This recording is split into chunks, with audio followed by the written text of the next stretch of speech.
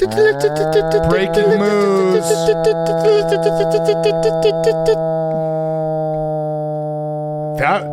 That might be the best cow he's ever done. That is a very exciting cow. Sounds like a cow who has a new quarterback. On today's Pardon My Take, we have Troy Aikman, 3-time Super Bowl winner, good friend with our good friend Joe Buck. Yeah. Great interview with Troy. We're going to talk some football, Monday Night Football. Also, Robert Saleh got fired, so we're going to start the show with that.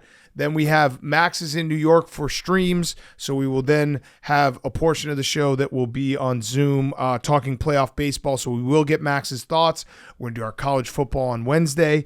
We're going to do Pardon Your Take, listener-submitted Pardon Your Take at the end, Hot Seat, Cool Throne, and it's all brought to you by our friends at DraftKings. The roller coaster of an NFL season is moving right along, and it promises to be a month full of tricks, treats, and, of course, touchdowns. And DraftKings Sportsbook, an official sports betting partner of the NFL, is the number one place to bet touchdowns, running it in from the 1 or an 80-yard bomb. We don't care how they score touchdowns. We want to bet on them. DraftKings heard us and is delivering. Ready to place your first bet? Try betting on something simple like a player to score a touchdown. Go to the DraftKings Sportsbook app and make your pick. Here's a reason for new customers to do a touchdown dance of their own. Bet $5 to get $200 in bonus bets instantly. Score big with DraftKings Sportsbook, the number one place to bet touchdowns. Download the DraftKings Sportsbook app. Use code TAKE. That's code TAKE for new customers to get $200 in bonus bets. When you bet just $5 only on DraftKings, the crown is yours. Okay, let's go.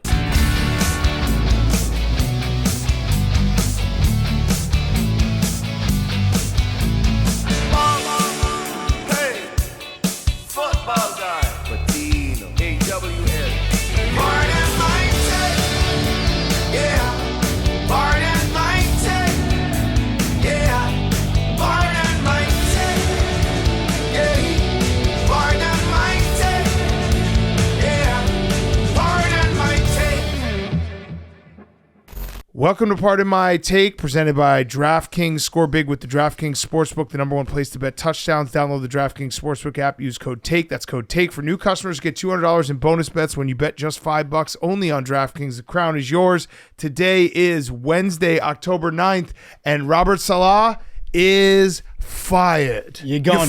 Buddy. You're gone, buddy. You're gone. Aaron Rodgers, coach killer, possibly. He's a serial coach killer. He's a serial coach killer. Mike McCarthy and he probably would have to, I guess 2 would make him a serial coach killer. Yeah, if you kill 2 people, you're a serial killer. That's true. That's a good point. Serial coach killer. Memes. Is this what you wanted? Is Nathaniel Hackett also fired? He's not. No, he's not. He's not fired yet. That feels like you got the wrong guy. Yeah, I thought he would go first, then Bob. But I thought he was going to get fired if they lost the next 3 games, because they went Vikings, Bills, Steelers. Okay. And then after that stretch, he would have got fired.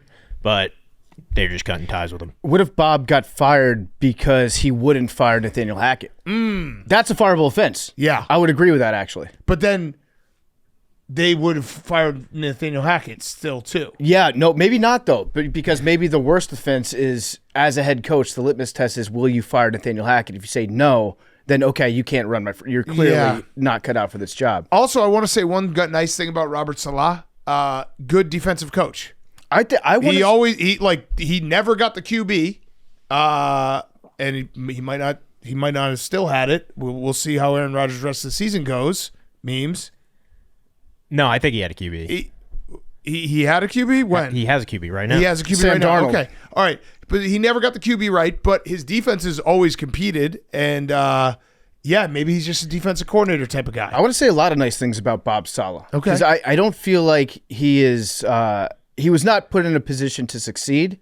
And a lot of that has to do with the fact that the entire team just became Aaron Rodgers. Yeah. And so he looked very frustrated for the last 2 years. Obviously having to deal with like the roller coaster at quarterback last year, and then all the media shit that's been going on in New York. It looks like he wasn't having any fun out there. Yeah, it seemed like the writing was on the wall. We should have paid even more attention. I know you said it was just nothing memes, but the moment when Bob Saleh went to hug Aaron Rodgers during the Patriots game, and Rodgers kind of pushed him off.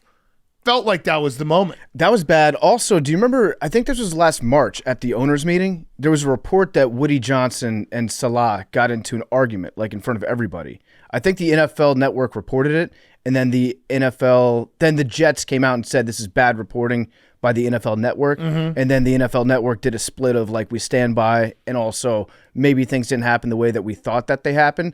I think that they just haven't liked each other for a while. I'd agree. When you lose the London game, it feels worse. The London game always feels like a firing game. Yeah, especially for Woody Johnson, because Woody Johnson, he was like the ambassador to Ireland for a while. He's got a bunch of friends over in the UK. They were probably at the game. He's like, "Oh shit, I feel like a real asshole in front of my friends." Yeah, don't embarrass me in front of my friends. I got to fire.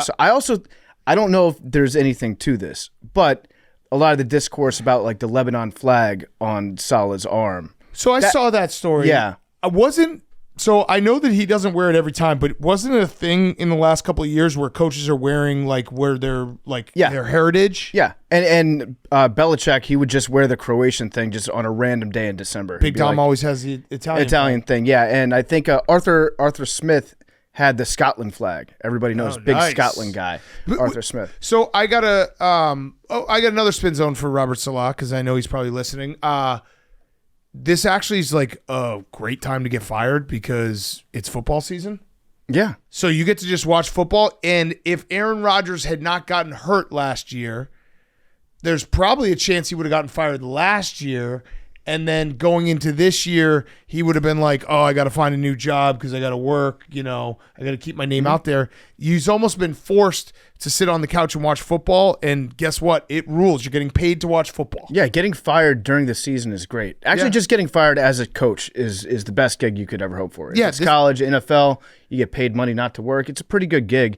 And also, you don't have to go into work for the Jets and deal with the media. Maybe I put like 30% of this firing on the media. Yeah.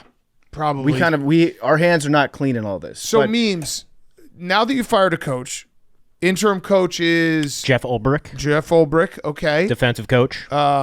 Great, because that was you should have just made it Hackett and just been like, fuck it. Let's run this back. I think they should have made it Aaron Rodgers. All right, they should have just done player coach. Well, they could have made it Hackett and then put an actual offensive coordinator in. Yeah, but if you just turn it all over to Aaron Rodgers and say, like, listen, man, this is your team anyways. Let's just see what you can do. You get 100% of the blame, 100% of the praise if it works out. I feel like he would have done it. Yeah, 100%. By the way, I'm looking right now. Jeff Ulbrich, he's going to work out. This is now, he looks, the gray beard, and he's only 47 years old.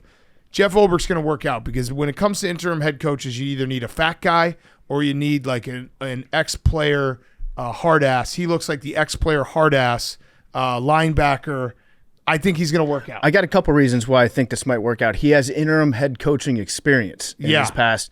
Kind of. He was Dan Quinn's would-be interim head coach if Dan Quinn got COVID during the 2020 season. He looks like a mini Dan Quinn. There's that, and there's also the fact that he's a wrestler. Yeah. That's what I'm saying. Linebacker, wrestler. Being a wrestler, I feel like, is a big plus in the interim head coach power rankings that we do. If we figure out, like, what are the attributes that makes a successful interim head coach. Another big one is if you look up fun facts about Jeff Ulbrich online, you don't find anything. Love that. There's nothing fun about this guy. He's not a fun guy. All his fun facts are like he has a family. Yeah. He has relatives. Fun fact.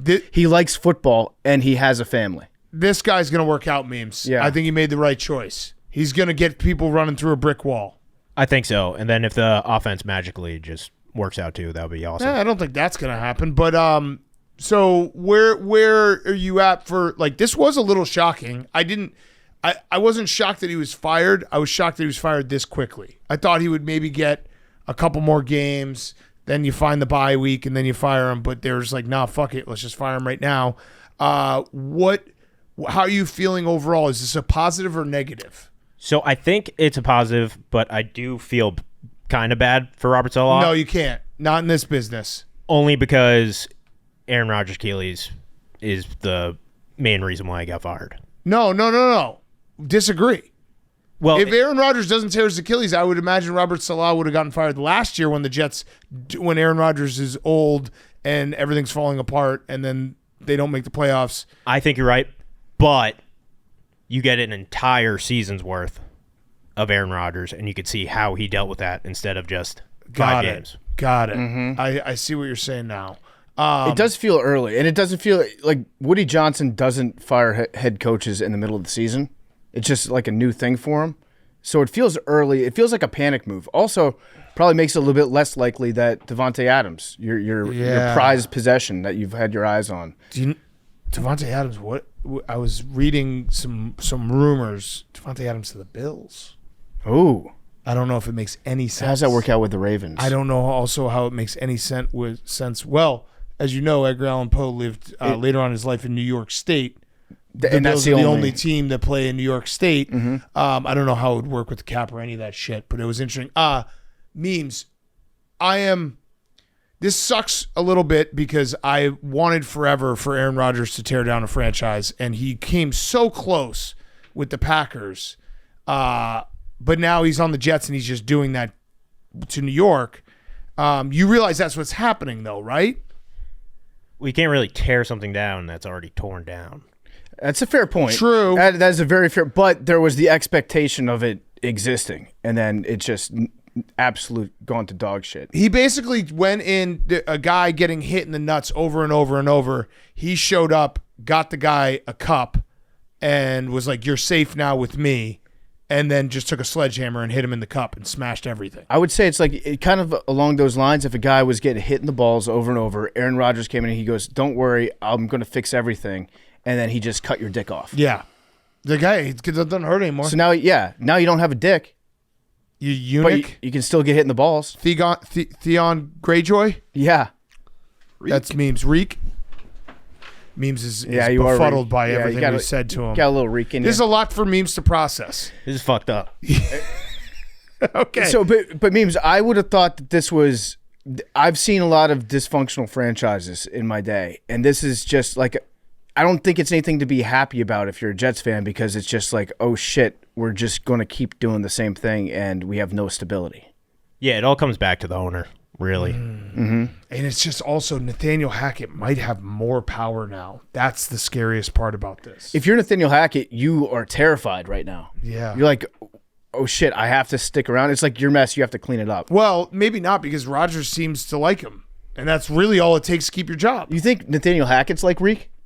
Yeah, kind of. I think he's more of a Reek, and then Aaron Rodgers is more of Greyjoy. Yeah. Well, Woody Johnson went on. No, they're the same person, right? Who's Theon it? Oh, Greyjoy Ramsey Bolton. Ramsey Theon Bolton Greyjoy turned becomes Reek. Yeah. What? Woody Johnson went on the news. I don't know if it was Fox News or CNN. The news. and said Big N News. This is the best Jets team of all time since he's purchased. When did the he team. say that? That was before the season. Oh, So wow. his expectations are kind of like my expectations. And some people may say I'm delusional, but that's fine.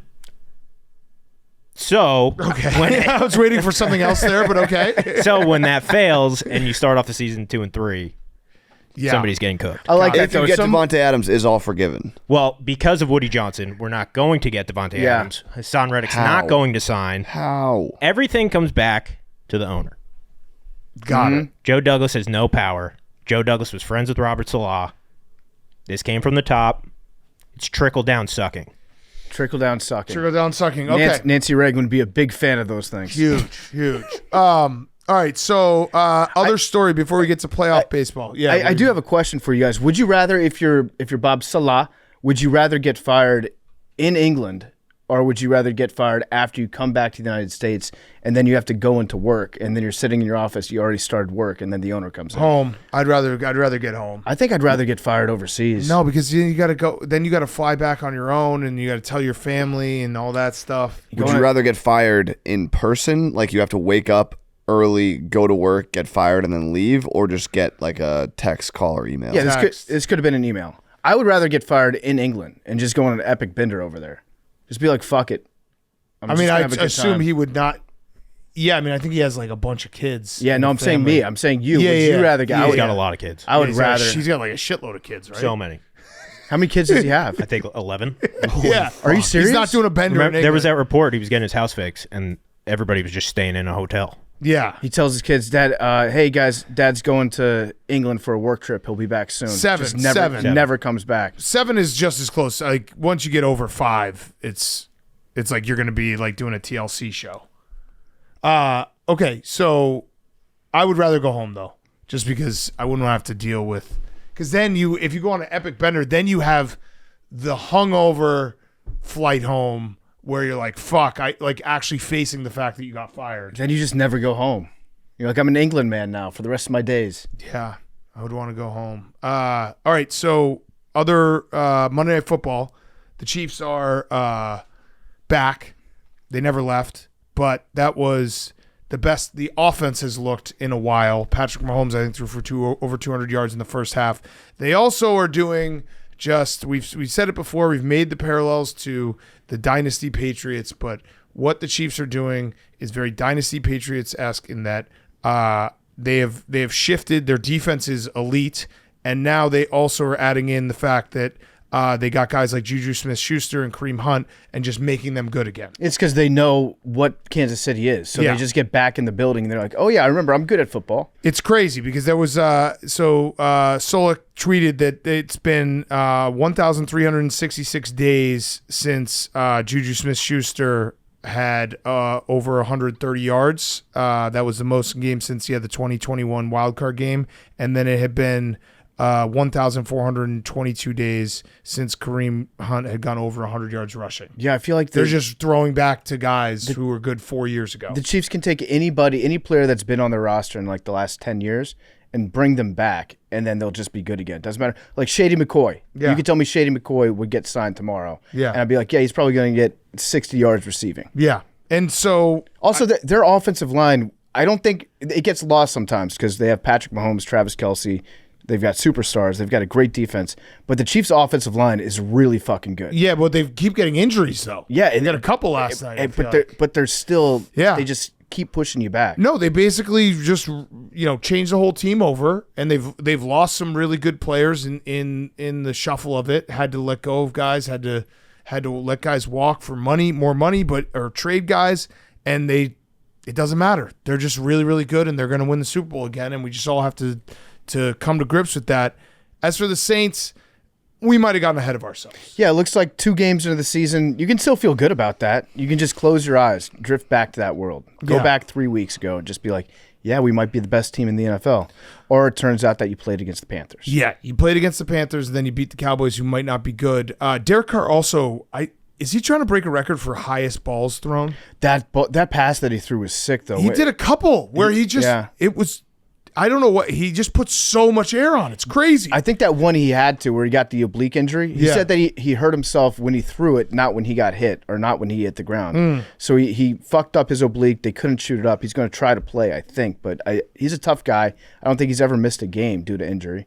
But on that one play, it might have been the highest ball of the year, and he dropped it perfectly in the bucket. It was a very hard catch, so the receiver didn't come down with it. But yeah, the Chiefs, you had a cool play last night, or the Saints had a cool play last night. Yeah. Maybe the best play where they had Saunders that made that interception in the end zone. Big boy. Big boy, 320 pounds, tucking the ball. He switched the ball to his outside arm He looked awesome. and carried it down the field. That was a great play. And the fact that he wears number 50, Yeah. I think that makes him look so much faster Oh. when he was returning. I was like, is that a linebacker? Well, it's also the fattest number. Yes. Well, I would say 50 is a linebacker number. But though, it's right? also the fattest number on a fat guy. It looks- because it squishes. Yeah, it squishes, makes him look fatter, but it also makes him look faster at the same time. 'cause He you're was like- fast. Yeah, he was. He was 17 miles per hour, I think. It's crazy. So, yeah, Chiefs are just. Do you see it, Hank? Do you see it watching the Chiefs? You're like, oh, yeah, I've seen this before. Yeah, I hate it. They're like, oh, Patrick Mahomes. How's he going to get out of this one? Oh, there it is And just again. it's like picking up these trash wide receivers that were bad for other teams, like Juju Smith-Schuster. Yeah. Weapon. Yeah.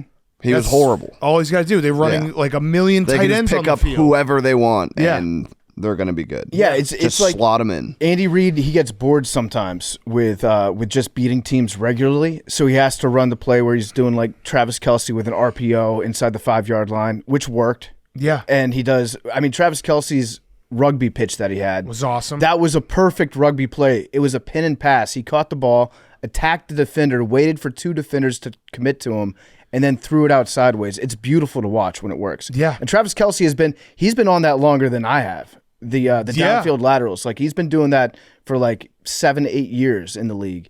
But it's a perfect play when it works because the defense collapses on the ball carrier. You got a guy on the outside, and when you have a guy that can throw it like that, toss it underhand, that went like probably 12 yards in the air, it's a beautiful play, and more teams need to start doing it. Yeah. It was. They just find ways, and they're better than everyone, and we just have to all deal with it. Because now this year it's different than last year, where last year they were showing struggles, and it's like, oh, now they're gonna have to go on the road. This year they have not been super. They started being super explosive last night for the first time offensively. Mahomes looked not at his best, but they're 5-0, and it feels like their best is coming. So watch out for that. Yeah, I can hold 2 different thoughts in my head at the same time when I watch the Chiefs. And that one is we are very lucky to watch this team because this team is awesome. They're so fun. And then at the same time, I'm like, enough. Yeah. Let somebody else have a turn. Yeah, right, exactly. But still, I'm like, yeah, this is great football that we've never seen before. Yeah, exactly. It's crazy. Chiefs they're just that much better than everyone. All right, so we're gonna do some playoff baseball. We're gonna bring on Max. We're gonna be on Zoom for a second, and then we're gonna do some college football talk. Okay, before we get to baseball, we have breaking moves. Breaking moves.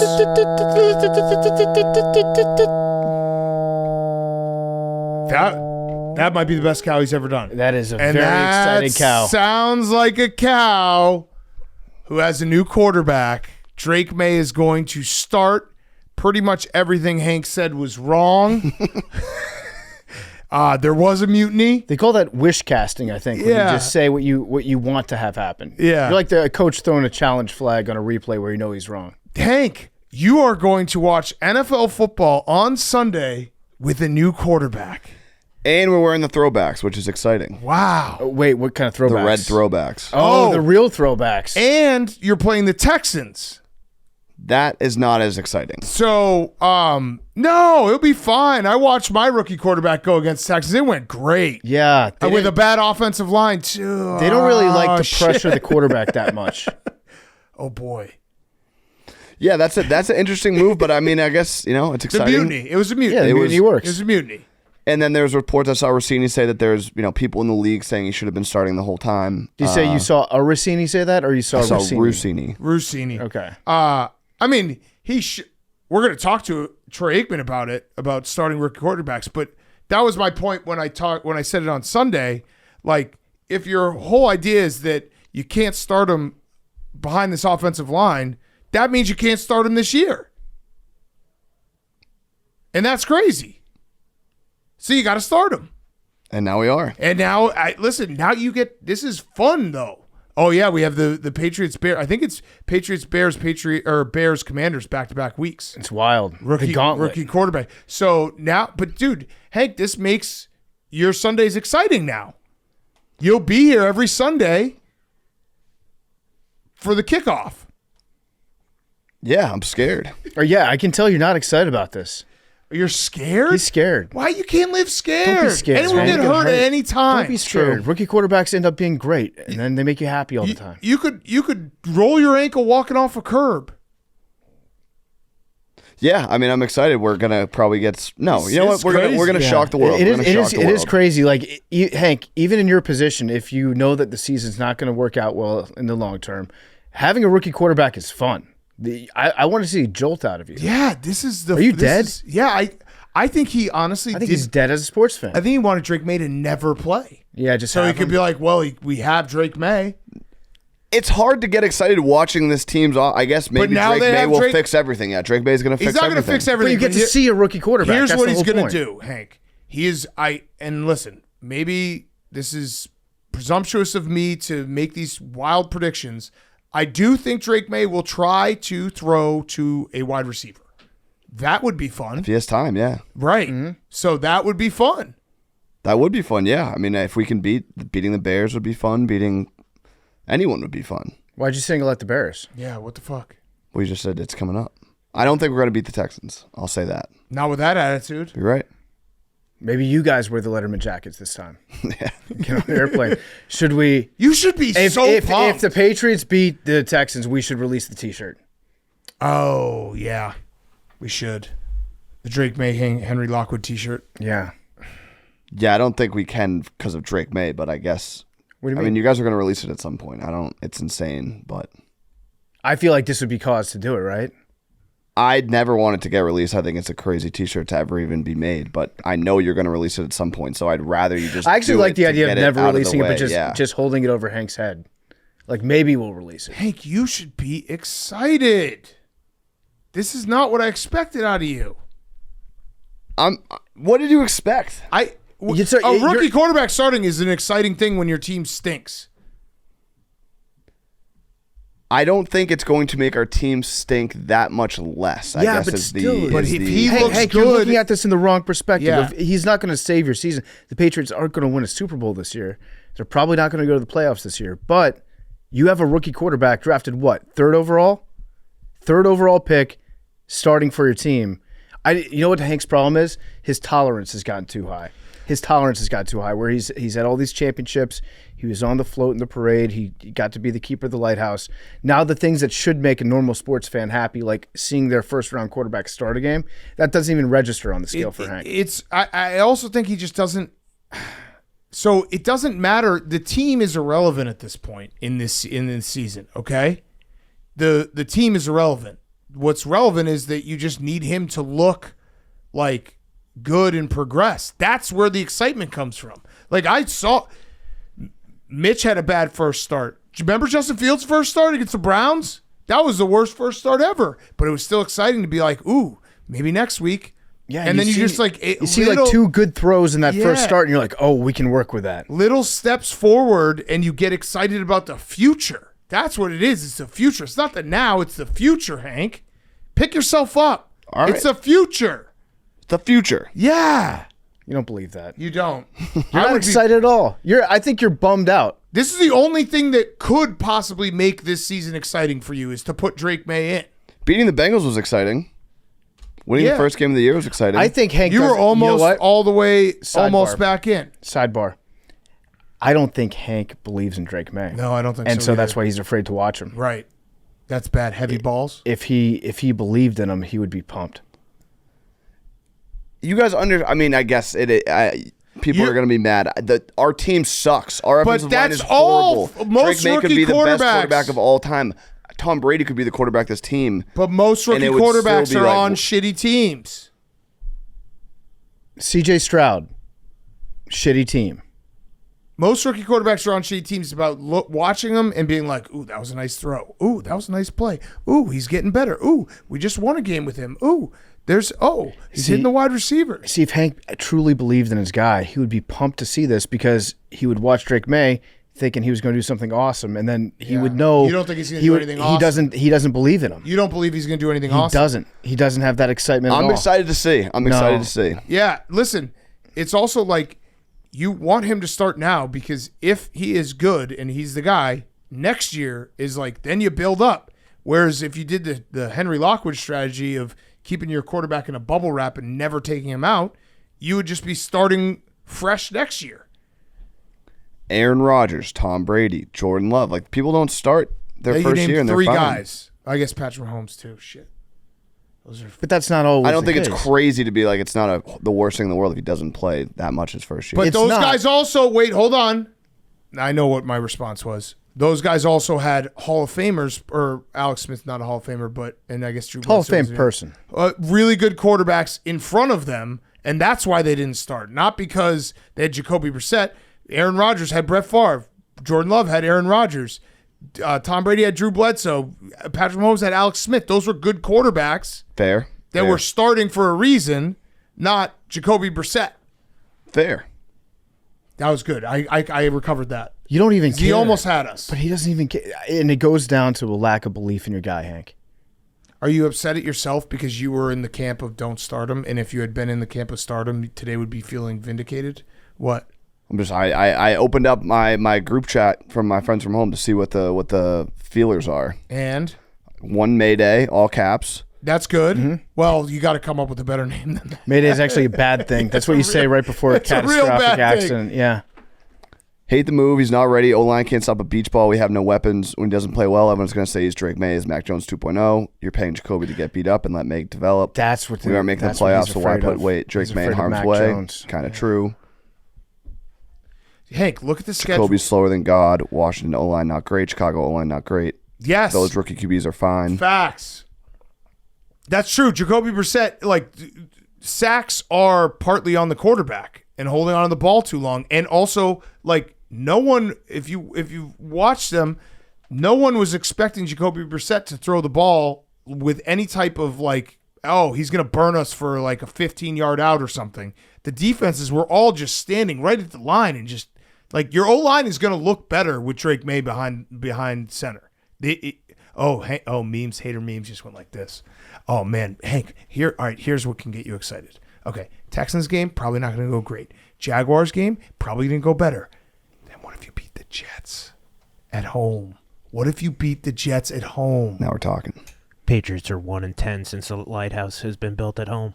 What if you beat the Jets at home, Hank? Hank, how excited would you be if you get to... Memes will probably try to throw a punch at you, but I will do my best to be there to catch that punch. Hank, also think about this. Even if you don't beat the Texans, every good throw that Drake Maye makes in that game is going to bum Memes out big time. Yes, he's going to be like, shit, he's got another good quarterback, and my team is just firing everyone. Do you remember the preseason? We were about to go... I think we were about to set up for maybe Doug's or something, and Memes was like slow, and I was like, what are you doing, Memes?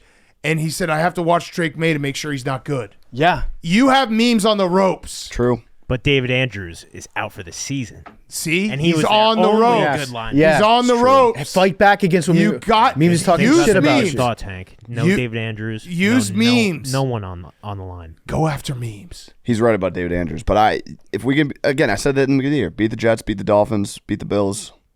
Yeah. Win, Rivalry games. beat the Bears. Whoa. Rivalry games. Yeah, beat the Bears. What are you doing, What does that mean? Memes, you're scared play that the Drake Commanders? Maye is going to be good. Beat them too. You're scared Drake Maye is going to be good. doesn't. He's not. He might be good. Oh, Yeah, but you're afraid. he's scared. I don't know if you believe he's going to be good, but you are definitely afraid You of the have to thought. be afraid. You have to respect the thought that he might be good. You're 100% afraid that he could be good. 75%. He could be good, but no offensive line could break him. Yes, but they could probably get a new offensive line. Can you get a quarterback that's 20 years younger? No, but in my experience with no offensive line, it's very hard to. Fix? It takes years. Unless you have a younger Years. quarterback that can escape that. Yeah. Who can move, Yeah. unlike a 40-year-old quarterback who's With a 1 coach foot. killer and 1 foot. Do you remember that one time? Oh, this is all right. So this is what we got to do to get Hank up. We got Yes. to bring Memes down. It's all about. That's what it's all about for Patriots. If you can't get excited because you're not going to win a Super Bowl this year, I get it. Standards are a little bit higher in Boston. It's like championship or bust. But if you're a Patriots fan, just think about how sad it's going to make your enemies. What did it take to get Hank's swagger back?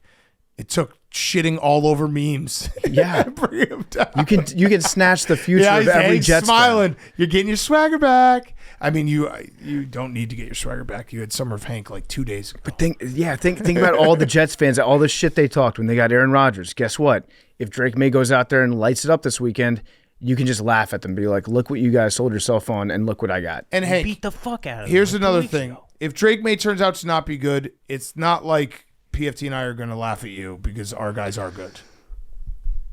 Yeah, but that, again, we didn't have the choice, so. We are. Yeah. Right. No, but well, we're- what if Bo Nix and JJ McCarthy are also good? That then would hurt. And Michael Penix. Mm-hmm.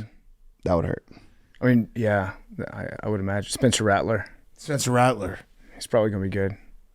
Do you think this is because they're wearing the throwbacks, and if they like win, they're going to sell a shit ton of Drake Maye Patriots throwbacks? I like you're that. right. Stay you're woke. right. You're absolutely right. Because why won't you do it against the Jaguars? Let's see. Whose line is it anyway? Did it change? 7. It DraftKings. hasn't changed. It since has not. The 2 times I've Drake looked. May's worth 0 points. That's fair. He's a rookie quarterback. That means he should have been starting. Yeah. Yeah. I think you Every time I see the Patriots throwbacks too, I just think of you that gotta game go- against the Titans. Was that the snow game? You remember that quarter, Hank? 6 touchdowns the first half. go Yeah. Mega Max on the Patriots this week. Put him in the Hungry Dog. Yeah. Mm-hmm. Believe. Mayday. Mayday. Smash the button. Mayday. I said all aboard the Mayflower, and that's what. Oh, that's That's good. Yeah, it's cute. that's good. That fits in nicely too. Yeah. Plymouth Rock. Yeah. That's good. All right. Let's kick it to ourselves for some playoff baseball talk with Max. Okay, playoff baseball. Max is in New York for the streams. Max, would you like us to start with the Phillies, or we could end with the Phillies? It doesn't matter. Is that? Well, I don't know which way. You're the producer, Max. Why doesn't it matter? Max. Because it doesn't matter. I don't know why you guys. I got onto this Zoom call and you just keep saying my name like that. You've never done this before, ever, and for some reason today you decide that it's a good time to start doing this. It sounds like the breaking news cow saying that Philadelphia lost. Yeah. No, but it sounds like it's not even. It's like a cow that's dying. Well, I guess the Phillies are dying. Yeah. Listen, All right, I want to be fair. I agree with Max. He makes a good point. Like, this series isn't about Max. It's not. But I do think that Max should start out. Yeah. Okay. So, Max, the Phillies, are they dead? Yes. So it's over. Yeah. All right. So that was the Phillies Mets series. Yeah. I don't know. I think they're dead and then they win. So that's why I got to think that they're dead. I had hope coming into today, and then they died. I had hope going into game one, and then they died. And I thought we were dead, and then we arose in game two for a little bit. So right now I just have to assume death. Yeah. Well, your guy, who is actually the Grim Reaper, Nick Castellanos, did have a good quote. What was that noise? I think that was my computer. Computer's updating. Nick Castellanos, this is as close to death as we're going to get as a group. So in a way, it should make us feel more alive. There you go. That's That's huge. Jimmy Carter. That's huge. I don't know what the fuck that means. What do you mean? They're close to death. When you're as close to death as you could be, you're also the most alive. Yeah, it doesn't really make sense. Well, Al Pacino told us different. Well, that's coming up. Not to get out of order. Yeah. So, Max, you ever hear of a near-death experience? When you have a near-death experience, you come back rejuvenated. Anything's possible. You want to maximize your time. Maximize. Let's do this, Max. Shut up. All right, I got a couple questions for you, Max. First, one. Can you explain the hands on the ears like a little 5-year-old with a fire truck going down the street move that you do when things go bad? I don't know. It's just like I don't want to hear people cheering around me because I'm with a bunch of fucking Mets fans. And it's like a panic. It's like oh no, this is bad that's happening. Yeah. And I don't know how to explain my actions in these times. And you want me to explain, but I don't know what I'm doing. It's very adorable. It's so great. cute. It's not, Especially no. when you're sitting baby style and you put your hands on your ears. I love it. Yeah, it's so cute. You really are like, oh, here comes a fire truck, and it's super loud. Everyone, put your hands on your ears. Oh, it's 4th of July. It's not even the real fireworks. Someone just let off like a Roman candle. Hands on your ears. It's like in Something About Mary when he won't let anybody touch his ears, and then Ben Stiller comes in at the end. Got your baseball. Yeah. Okay, so that was question one. Question two. What are the vibes in that room? Tough? Bad? It's just like it's just like assuming loss. Like the Mets and the Phillies are just completely opposite teams. Though the Phillies were tough on Sunday. I don't know. The Phillies are a soft baseball team. The Mets are a hard baseball team. They are a tough baseball team. They come back from things, and the Phillies just don't. They just die. Yeah. I feel like Bryce tomorrow, Harper tonight got mentally dominated at the plate. That was the one at moment. bat. That was the moment that the game. Oh, I texted you that. Yeah, I was texting with Max. Like, this is the inning. And you had leadoff walk from Schwarber, then another walk, 2 men on, no outs, Bryce Harper up, perfect time, and he went three swings, Crumbled. swings, strikeout, and the last swing one that he had was maybe so the most bad, feeble attempt I've ever seen to hit a baseball in the playoffs. And then the next batter, it sucked. Castellanos hit that ball in the screws, and we got doubled up. There's nothing you can do. Hit a line drive right at someone. It wasn't your night. Yeah.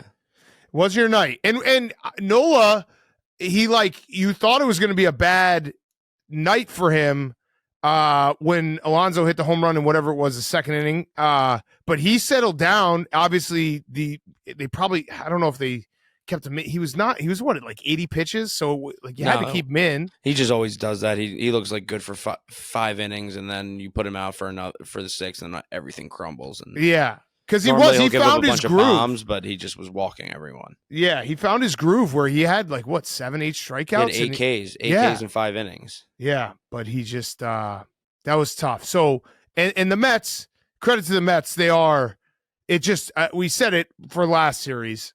They just have that team of destiny feel where every big hit, they got guys just stepping up in the right spots, big strikeouts. They just, I don't know what it is. It's just you have that feel, and the other team that's got that feel right now is the Padres. I would say where it's like the Padres. Shut up, Hank. Well, the Padres do have that feel though, where they just keep getting big. I mean, Tatis just hits a home run every night. It's Hank's Padres. Yeah, in a weird way, the way the Padres lost Game 2 was almost better because it's like they were just never in that game, and. Or no, wait, what was Game 2? They lost Game 1. They lost Game 1. They won Game 2 by a million. That was the one where Machado threw the ball at the dugout, and then everything went nuts, and they started throwing all that shit on the field. I love how mad the Padres make the Dodgers. That's why I love this series. I want the series to go back to LA. I'm rooting for San Diego. I think that they're the most fun team to watch in baseball right now. They've got a great combination of guys that don't give a fuck and are also simultaneously really, really good. So our friend Ryan Spader just tweeted this out. Pretty incredible. Fernando Tatis is batting at a clip where he's got a 1.506 OPS. He's homering in 12.2% of his plate appearances during his career of the postseason. He's the all-time postseason leader in batting average, OBP, on-base percentage, slugging, OPS, and home run percentage amongst people that have at least as many plate appearances as he does. So he doesn't have a ton of plate appearances, but he's really fucking good, and he's also excellent at making people angry. Yeah, he's pissing everyone off, and that's what it feels like. It feels like the Padres and the Mets have the team of destiny. The Guardians and the Tigers series has been awesome because it's just been great pitching. And Scooble, do you have a Scooble? You need a Scooble, Max. Scooble, I would trust with my life. Yeah, we had a Scooble that went seven scoreless on Friday, and then we brought in a bullpen that just got fucking shelled the second he came out. Yeah. So yeah, we have a fucking Scooble. Scooble on Monday, that outing where there's just something about a guy who's shoving and he's reveling in the moment, and he was almost like whooping up the crowd to get louder, and like every big strikeout or double play, it was just, I love it. That's the best part about playoff baseball, like big home runs and aces that shove. Those are the two things that I'll just fucking give it to me all day, every day. I also love how excited the Tigers are to go back to Detroit. Yeah, they should. They do. Shit. I'm sorry. I didn't mean to make that about the Phillies. No, you asked. I did. Take it back. You asked. I asked. My only note from the Pods game is that John Smoltz is everything that Tony Romo wishes he was. He's so good. Sucks. Good note. No, John Smoltz is elite. Like he knows every pitch that's coming. He calls it out, and he's right. I agree with Max. Hank doesn't know ball. I like John Smoltz. I like him as a pitcher. He's confidently annoying. wrong more than we are, which is saying something. Well, yeah, but he's John Smoltz. He's like talking about what he would be thinking, and he is one of the best pitchers of all time. So it's like that's what he's saying, but it makes sense. I'd rather hear that POV. Yeah. My other note about Hank's Padres is that they got 16 straight outs after the Grand Slam, which goes and it proves your point that Grand Slams are rally killers. You shouldn't hit them because then you get everybody off the bases. Then it's hard to keep scoring runs. Yeah, but playoff baseball has been awesome because it was 1-1 all around until today. Obviously, the Mets up 2-1 and the Padres up 2-1, and then the Royals go into Yankee Stadium and steal one. And I just love this is just Groundhog's Day for the Yankees. Like they're Yankees fans. Aaron Judge can't get a big hit. Giancarlo can't run. They're just It just every year the same thing happens, and they're like, where are the stars? Why aren't the stars hitting 100 home runs? And it would be very funny if the Royals, after all Yankees fans talked about like everything's set up perfectly for them, Astros are out, and who else were they scared of?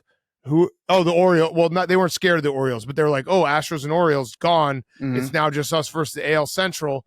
Would be very funny if the Royals found a way to win this series. Big Kid, I have a question. Yeah. Is Aaron Judge a true Yankee? So good question. I talked to our good friend Tommy Smokes last night, and I said, do we have to take Aaron Judge's pinstripes away? And he said, did he ever have them? Yeah, I don't think he truly ever had the pinstripes, because I think what happened was Yankees fans they had the pinstripe discussion when he hit the most home runs ever in the history of the American League, but I don't think he ever truly got the pinstripes. So he did have, I want to say, what was the postseason? He had a postseason where maybe it was when they lost in the ALCS to the Astros the year that they cheated. I feel like he had a decent postseason or maybe a couple games, big hits. Yeah, I'm looking right now. In that Houston, he hit 3 home runs in the ALCS that year. So I feel like, and then the next year when they lost to the Red Sox in 5, he had 3 home runs to start that series in a 5-game series. So I feel like he was given his pinstripes, maybe like, hey man, this guy's going to be incredible. He's been hitting a couple big home runs, but yeah, he is not. He's not doing it this year. I don't think he's a true Yankee, Big Cat, which is so funny to say because he's objectively one of the best hitters of his entire generation, maybe one of the best hitters, at least on pace to be one of the best hitters in Major League Baseball history, but not a true Yankee. Because true Yankees, they get it done in October. They do. That's a fact about true Yankees. Look at the calendar. What does it say? It's October. I'm looking right now. His batting average in the playoffs career is 208. Ooh. Mm-hmm. Yikes. It's Mr. June. He is Mr. June. So, yeah, I mean, and Giancarlo Stanton, like, I don't know if they could do a designated runner rule, but they should think about it. The guy can't run. It's crazy watching him try to run. You guys want to if he tries to run, that's when he starts pulling stuff. Yeah. What are you going to say, Hank? You want to predict the 4 games today, Wednesday? Yeah, let's do it. Ooh. I think Philly's got it. Same. I think no doubt. Who's on the bump, Max? Ranger Suarez. He was the best pitcher in baseball the first half. Then he got hurt and he came back and he has like a above 6 ERA since he's been back. And you're going up against Quintana? He's not that scary. No, yeah, we can win, but it's gonna be a shootout, and we didn't use our best relievers today. I think in preparation for tomorrow being a big bullpen game. Okay, so yeah, tomorrow's high leverage everything. Yeah, I mean, yeah. Is it must win or can't lose? All of the above. I mean, both. They're gonna lose, but they can't lose. Oh no, Max! And I'm gonna be sitting in that fucking. I don't know why I came out here. I'm 0 for 2 for flying out and coming to these fucking streams, and neither of them were particularly close. I liked it when you said that you're not good in any room. I thought that was a fair observation on your point. Have you considered watching outside? We talked about that. I don't get. Also, people say that. People are like, "What? Why the fuck did you go to New York? You're just gonna lose in New York. You wanted to. I don't get to choose where I go. That's a fact. Everything is a puppet. Here's a little behind the scenes of how Barstool works. Dave texted and was like, Max needs to be on the streams. And I said, we need Max for PMT at least on Sunday. And we have some stuff we're taping on Monday. So he can probably be back there on Wednesday. So the original idea was Max would go on Saturday and then he would fly back on Wednesday. After Sunday's incredible game, Dave texted me and said, I wish Max was on the stream, which was basically saying, hey, go talk to Max. I said to Max, you get to decide. But I obviously know, like, if I said to him, if I were in your shoes, I would go. And he was like, yeah, I'm going to go because he's a company man. So, yeah, he doesn't have much of a say. This is how we, like, these are the moments that make us different than everyone else. These are the moments that we have to capture, especially when we have two, rival cities going up against each other. So credit to Max. He's a company man. If Dave cared about his Phillies future, he would send you back. Oh, should I? I'll send that text in the morning, Max. Max, here's the thing. Okay, go ahead. I'm willing to do whatever is asked of me, but I keep losing here. Mm-hmm. Okay, Max, think about this. What about watching in the hallway tomorrow? Put a office chair in the hallway. You're technically not in a room. I'm fine with that too. All right, so try that. I think that might change the vibes. I'm fine with that Because you could still they do have like the outside right thing as well, and you can still have Max moments out there, like and you can come in to make cameos. But I think you're sitting in Frank's seat anyway today. Yeah, I mean, I was just sitting where I was told to be sitting. Yeah. Company okay. man. Do you want me to send that text tomorrow? I'm happy to send that text, being like, hey, I don't want it to look like I'm trying to leave. Yeah, you're right, because you aren't. Like, you're a company man. Hank, you want to send that text? Want me to tweet him right now? Yeah, tweet him. He's not going to see that. Tweet him. Well, we have Pick'em tomorrow. We can bring it up. Oh, we do have Pick'em tomorrow. But that's probably not enough time for Max to get back. Max, book a flight just in case. We'll figure this out. Okay. All right. Either way, don't die yet, Max. A lot of playoff baseball left. Maybe we'll just watch it on the plane. What? All right. So let's predict these. Let's predict these games tomorrow. All right, I got Phillies. All right. We have all four. Yeah. I'm going Phillies, Royals, Guardians, Pods. Okay. I'm gonna go Phillies, Pods, Royals, Tigers. I'm going Phillies, Stop. Dodgers. Oh, don't do that. We can't. No, I get to go. I get to go. Okay. Yeah, true. I got Phillies, Dodgers because I want to see it go back to LA, and also because you cashed out of that, and Hank. No. I listen. True. Straight up. No, I want to see the Padres win the World Series. No. Deep down, you don't. That's no, not, I do. That's I do. Absolutely false. That's not true, Big Cat. It's not true because I cashed that out so I could put the money on the Travis Hunter future. Correct. Which I do not regret. Still, you could have posited a little bit more money. But still, you don't. I get the feeling of being PFT, right though, being so early on the Padres. Listen, you can say whatever you want. I've done it before where I've cashed out a future. I'm rooting 100% against that team after I cash. You think I'm rooting for both you and Hank to lose your futures? No, you're not. It's not us. It's the fact that you cashed out. You have to root against you. If you cash out, you have to root against that team. You would root against your team. I'm telling you that I have done it, and that's a human nature. I am not doing that. I don't feel that at all. Deep down, you don't want the Padres to win. No, I swear that would have been you had a great number too. I'm rooting for the Padres. Love the brown and yellow. You don't see a brown and yellow combination a lot in sports. It's good colors, especially the pink and the yellow. They pop when they wear those as the accessories. They're a fun team. They piss everybody off. They make me happy. There's no way. Same. Maybe Jaden just turned over a new leaf in my head where I'm being optimistic about things. I'm choosing to. We're not talking about Jaden right now. Shut the fuck up, Max. All right. What was your last one? Then I got the Tigers. Then I got the Yankees. The Yankees. All right, Max. I will go Mets. I will go Royals. Oh, I thought you were going to go 4 Mets. What? I should say Mets. Sure, yeah, let's do that. Mets. Let's do that. Let's make a graphic of all of our let's picks. make a graphic. Yeah.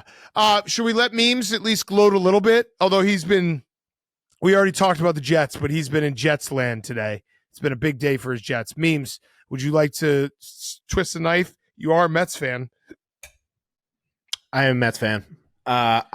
This team is very special. That was a fantastic game today, but I'm afraid the Phillies are probably going to win today. And you don't want it to go back to the bank. No. Congrats, Max. Mets. No. Phillies. Mets. I actually want my prediction changed to the Mets. Because now that I think about it, the Phillies are dead. No, they are. No. They are. Let's be honest. We want to try to get Max back, but they're dead. I want Max to stay. No, no, I meant I wanted to get him back I wanted to get his spirits back up. Oh. You want him to. You don't want him coming back here. No. Well, that You would should mean stay- that the you should Phillies stay win. in New York. So the Mets. No, if the Mets win, Max is coming back. Nah, he can take the week off. Why? What are you? What is going on? What's going on? Just stay in New York. Whoa. Is everything okay? Yeah, what's going on over there? Yeah, man? what happened there? No, just stay. You can stay.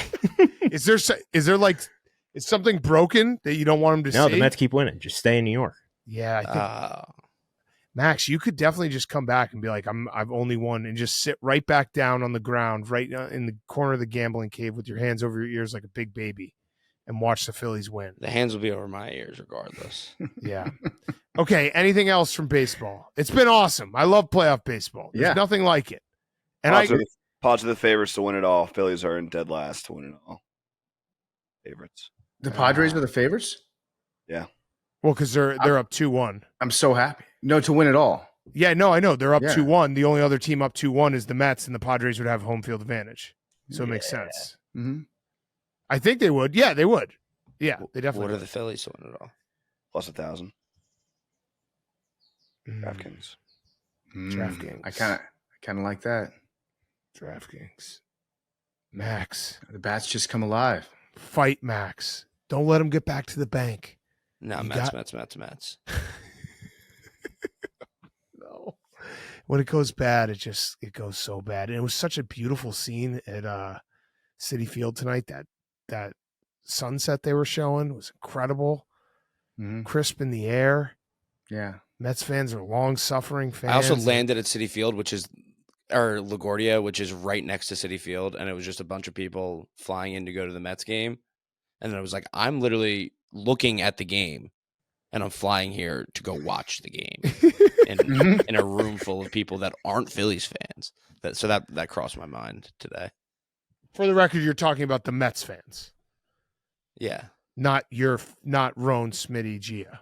right. Yeah. I mean, I love the Philly crew today. Yeah. No, you have a good Philly crew, but you're playing an away game against Correct because it is the Mets, the aliens of Barstool, and the Mets crew. They're very entertaining, but they do kind of own that gambling cave. So you're walking into their place. Correct. Max, who's the most annoying person that's rooting for the Mets that's in that room? None of them. Bosco. I'll say Bosco. Yeah, He's an easy Bosco. one to say. Bosco. Bosco. Shout out Bosco for showing up. Thought for a second he wasn't going to show up. Don't say that. What? He got there at inning 3. It's tough. Game already started. He came up to me after the game. He's like, "How much shit do you think I'm going to get for showing up late?"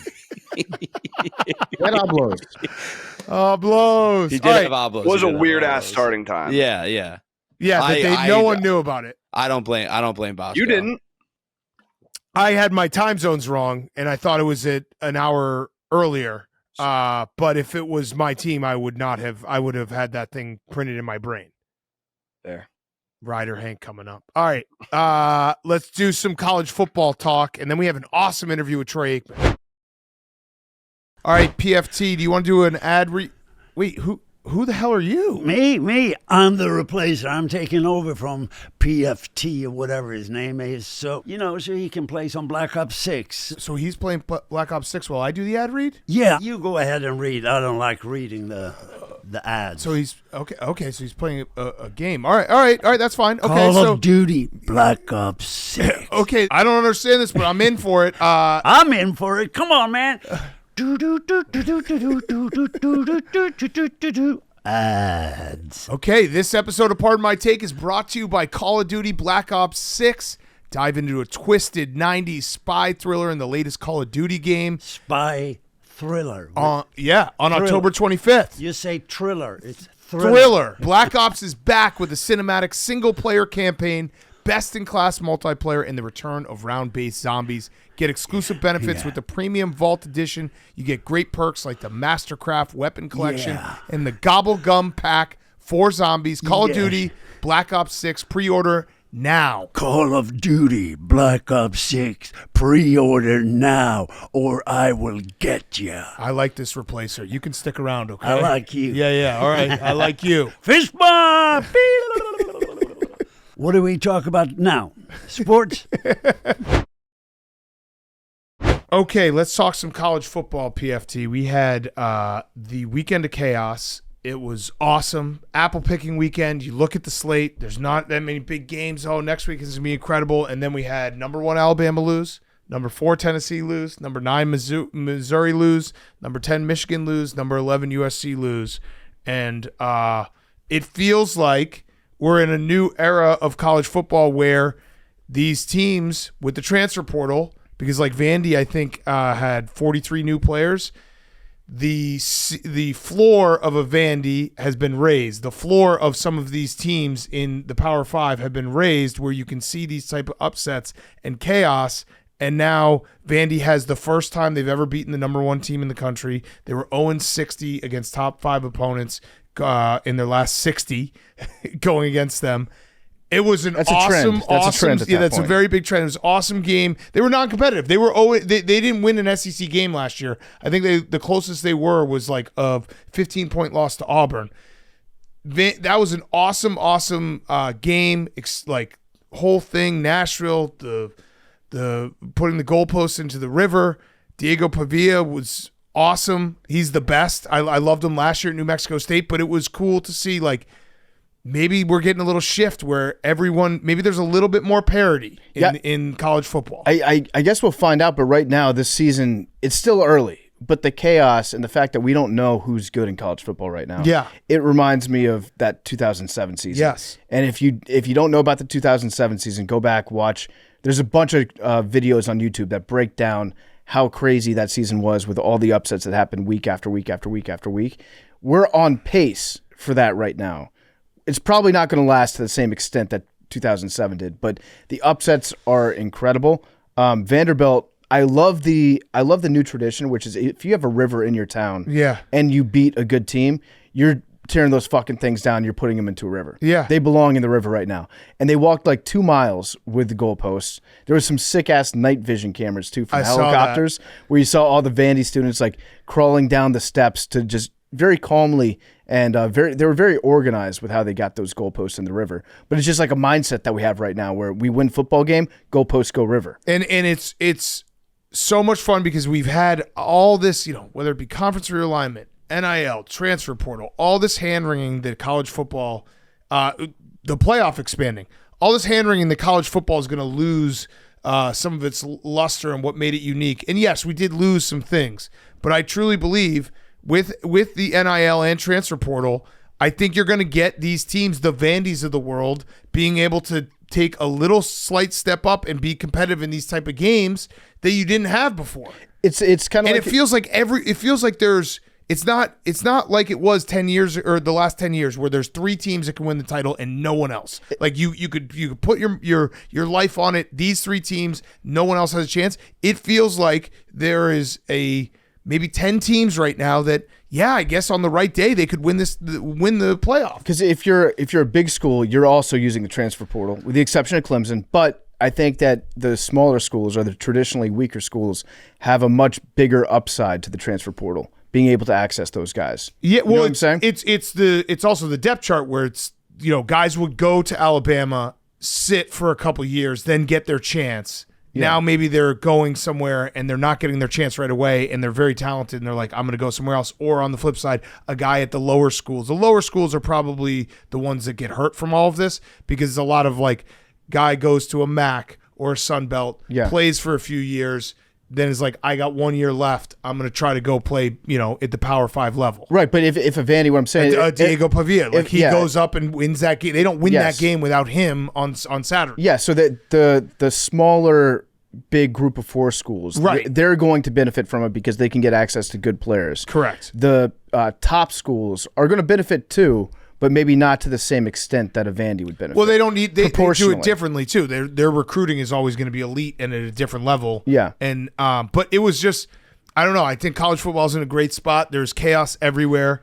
And we didn't even mention, like, without Cam Ward, another transfer, Miami would have been added to that list too, because that was an insane comeback late night against Cal, but they have been on the ropes 2 weeks in a row. And it's just every Saturday feels like you get one of these moments that is just so much fun. And I'm just very excited about the future of college football when we've spent so many years being like, it's all dying, it's all going to suck. Like the sport we loved is gone. Well, conference realignment does suck. I don't like that, but it's going to happen no matter what. And there's nothing you can do about it. So just put that aside, put the systemic stuff aside, and then just embrace all the chaos that's happening. Yeah. Also embrace the hog. I love that quote from Sam Pittman. Oh, we got to embrace the hog. Tennessee's got this is. I feel for Tennessee fans. They've had elite offenses and suspect defenses, and then this year they have an awesome defense, and Nico's a freshman. And he had freshman moments running out of bounds on 4th and 5 to end the game. Joe Milton did that. Yep. That Joe was the Milton did exact that same against Ole play. Miss. One of the other greatest quarterbacks we've ever seen. That was tough, and I do feel for Tennessee fans. Obviously their season's not over, but when you lose that game now, it just everything gets a little tighter coming up where you might not have the safety net. That's really what's happening here, and I love that part of it because the argument that the regular season won't matter anymore with 12 teams in the playoffs, it's just a safety net. Like Tennessee has to win one of their big games coming up. Yeah, I mean, it's good, I think, for what we have for future football this year. It's good that we have the playoff because that loss to Vandy would have been disqualifying for Alabama, and we wouldn't get to see them play in any real serious postseason games, probably. Well, yeah, because Saban would have just Nick Saban he would have just gotten on a show and been like, "We're one of the best 4 teams in the country," and then they would have been put like, us "Yeah, in." you're probably right." Also, Nick Saban with the all-time quote before the game saying that Vandy was an easy place to play.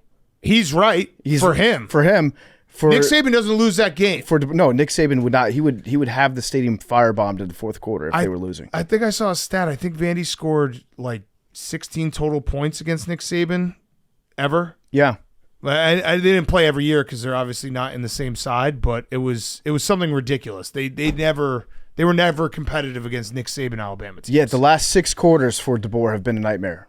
Yeah, Nick Saban never had six quarters like that. Yeah, but we had Tennessee. That was tough to have Nico go down. Mizzou, they were underdogs. Yeah, but now Texas A&M's back in the picture. They're back in like, hey, if they win one of their big games coming up, they could be in the playoff, which is crazy because that you would usually disqualify off of a loss and then say, oh, that better luck next year. Now everyone gets back in here, and then you had Michigan, who they probably are out, and USC, who's probably out as well, probably was never in, but that was a tough loss against Minnesota where they're up, 7 going into the fourth quarter. And Minnesota just grinds them. Yeah, and in big JMU news, Kirk Cignetti and his Indiana Hoosiers are looking pretty good for the playoff right now. What about real JMU? No, I'm talking about JMU. I'm talking about Kirk Cignetti, former JMU coach. The Hoosiers look like they're for real. Got it. I like them a lot. I apologize for your JMU losing. Yeah, so I had hopes of Yoffs. I was thinking Yoffs. Just being in the playoffs would have been nice, and it was going to be an uphill battle, but did not expect to lose that game. It was bad. It was bad play calling. Team looked very out of sorts compared to how sharp they had looked in weeks prior. I don't know what happened with that. It was all around bad. Our quarterback, I don't know if he's injured, had some accuracy issues. It was bad. It was a bad night. But at the very least, it was not the big upset that happened. I was very thankful that Alabama lost to Vanderbilt because it's like, okay, well, yeah, we might have lost as 18.5-point favorites, but at least we're not Alabama. Yeah, I mean, right. Alabama was the story no matter what. Yep. We also had, by the way, you mentioned conference realignment. I just want to say I feel really bad for James Franklin. I don't know if you guys saw this, but apparently in their upcoming game against USC, the State College Airport is not big enough to fly them out of, so they have to go to Harrisburg. So James Franklin did a press conference and was like, yeah, we have to be on a bus for like an hour. Oh, my God. This is the new conference realignment. I hope he's okay. It's really tough. That's a lot of sitting. That's really, really tough. An hour? Hour. Yeah, that's I think, let's see. I'm going to find out exactly how far it is from State College, PA to Harrisburg, because it could be more than an hour. But it's just very funny that the fans are having to come up with a new normal where Cal and Miami are a conference game. I will never stop laughing when I see Cal playing against Miami for the Atlantic Coast Conference. The signs at game day for Cal were so funny when people were actually getting mad online. Yeah. There was someone who said the Calgorithm. I think it was Ott for Highs person. Mm-hmm. That was a great one. And they got very upset about that. That was a great one. There were so many good trolls on there. All right, Harrisburg and State College. Oh my God, hour and 28. And that's probably right now. You're looking that up at 12:30 in the afternoon on the East Coast. Yeah, I don't think there's going to be much traffic. Is it going to be rush hour? No, I don't. I don't Rush think hour there's going to gonna be a Harrisonburg? ton of traffic. But yeah, that's brutal. We also should mention Travis Hunter had a bye week. He should be the Heisman, but Ashton Genty is. God damn it, he's really good. He's so good. It's insane. It's insane the balance that he has, how his burst, how quick he is. It's crazy. He is in a non-Travis Hunter year. That's what's so sad about this year is that we should be respecting Genty more, but unfortunately he's going to get just washed away in all the Travis Hunter hype. Yeah, he is on pace, right? So he has 1,031 yards and 16 touchdowns through 5 games. He's also sat out like a bunch of second halves. He's on pace for 2,474 yards and 38 touchdowns. Barry Sanders had 2,628 yards and 37 touchdowns in 1988. You know, it's big, crazy. Big Cat, with the state of the running back position in the NFL, where you have to maximize your healthy years as much as you can, is it crazy to think maybe Genty should just sit down for the rest of the season? I would agree. He's already got a season's worth of stats. Exactly. I want to see this guy make all the money that he can, have glory at the professional level. And I think for his own safety, I think it'd be a good idea. Yeah. I think somebody should tell him that. He had a moment. There was a moment on Saturday where I think he ripped off like a 75-yard run. And then I looked at his stats, and it was like halfway through the first quarter, and he had like 6 carries for 82 yards, call it. I was like, man, take out that 75-yard run. They're bottling him up. Yep. And then as I was about to tweet that, he had like a 65-yard run, touchdown run. I was like, all right, never mind. So I was thinking that during the game because he's reached the point of explosiveness where you don't know what the timeline is reacting to when they say, "God damn, Ashton Genty is so good." Right. Because you might be reacting to a play that happened like 2 minutes ago. Yeah. Or he might have just done it again. Yeah. It was he's been incredible. So that is our Heisman watch. We should say I think it's a 2-horse race right now. I would say so. We'll see what happens. It basically will come down to like, does Jalen Milroe have a big couple games? I can't, in good conscience, I cannot vote for a Heisman quarterback that lost to Vandy. Yeah, I'd agree with that. Does Carson Beck have a couple big games? I can't, in good conscience, vote for a quarterback that lost to a quarterback that lost to Vandy. Great point. And then Quinn Ewers obviously missed a couple games, so I think he might be. I don't think there's been a Heisman in a long time that's won while missing a couple games. Yeah. So I would agree to that. 2-horse race. We also should say one last thing I had was Army and Navy are incredible, and it would be awesome if one of them went to the playoff. That would be very fun. Would be very, very fun. I also think I might be wrong. No, I think I'm right. I believe the playoff seeding comes out before Army Navy. Does it? So that game doesn't count. I've heard that game doesn't count, but I don't know if that's one of those situations where it's like you're not allowed to, like all the people that come up with the seeding, you're not allowed to even watch that game. That would be don't let it enter your brain. Crazy if one of them got in and then they beat and the other one beat them. They both play Notre Dame. Okay, so you want to get in this season. You want to get wild with it? Yeah. I don't know this for a fact, but I think the way that the seeding is written is that you have to win a conference, right, to be considered one of the top 4 teams. Yes, that is true. That get that bye. Does it say that it has to be a Power 4 conference? It does. Does it? It doesn't. Yeah. It doesn't. Like if there's 2 conferences that don't have, like the Big 12, for example, if they have a conference champion that's got 3 or 4 losses, and then if you have another like an ACC champion that somehow has 3 or 4 losses, is there a possibility that a conference champion could come from a conference that isn't one of those schools, that isn't one of those Power 4s? I thought they set it up to basically screw the little guy, but maybe I think that was the intent, but I don't know what the rule actually says. It does say. I guess it technically says 4 highest ranked conference champions, so maybe not. So it could be like a MAC. It could be like Toledo if they were higher ranked. Yeah. If they ended up being a higher rank than whatever like the Big 12 champion was. Yeah. That would be crazy. That would be crazy. Army Navy is played after the final. Okay, so I was right. December 8th. So that'll be interesting. Imagine if that happened. I'm rooting for Army or Navy to get in. How awesome would that be? How awesome would that be? I'm going to look right now. Anything else from college football? How about your Huskies, Hank? Big win, big upset. Just kidding, they were favored. They were. Mm-hmm. Still though, it's good win. It's a good win. You guys lit them up. A lot of questions in Michigan. A lot of questions in Michigan. Hank, what'd you think about the game? We talked about it Sunday. It was a big win. That was as much as you could do. What else do you want from me? You guys aired it out. Maybe you would have watched tape. I did not watch any tape. I'm sorry. You didn't watch any tape. God damn it. I really want Army and Navy to get into the playoff. Both of them. Now, I do know that those two teams specifically are independents, but it could be, potentially Mac School. Yeah. That would rock if a Mac School got a bye. It would be incredible. Yeah. I think they would probably try to rig it so it wouldn't happen. Yeah, 100%. Yeah. Okay. Should we do Hot Seat Cool Throne? Hot Seat Cool Throne brought to you by our friends at Coors Light. Coors Light, the best beer out there. We love Coors Light. Half the fun of watching college football is predicting which rivals will win every week. Coors Light teamed up with DraftKings for the free-to-play college football pick'em pools where you pick winners for a chance to win big. When the game is on the line, it's time to choose chill and then choose an ice-cold Coors Light. When you're looking to keep it chill, there's only one beer to choose. Coors Light, the mountains on the bottles and cans even turn blue when your beer is cold, so you know when your mountain cold refreshment is ready for you. When things heat up, it's a good time to choose chill and then crack open a Coors Light. Make your heated picks with Coors Light and DraftKings. Choose chill and enjoy a refreshing Coors Light. Get Coors Light delivered straight to your door with Instacart by going to CoorsLight.com/take. 21 plus eligibility restrictions apply. Void where prohibited. See terms at DraftKings.com/Coors Light. Pick 'em, celebrate responsibly. Coors Brewing Company, Golden, Colorado. Hank, Hot Seat Cool Throne. My hot seat, I got a couple. Okay. Oh, I love that from you. My first one is Life After Death. Okay. Jimmy Carter? Nope, Al Pacino. Oh, yeah. I What saw happened? this. Yeah.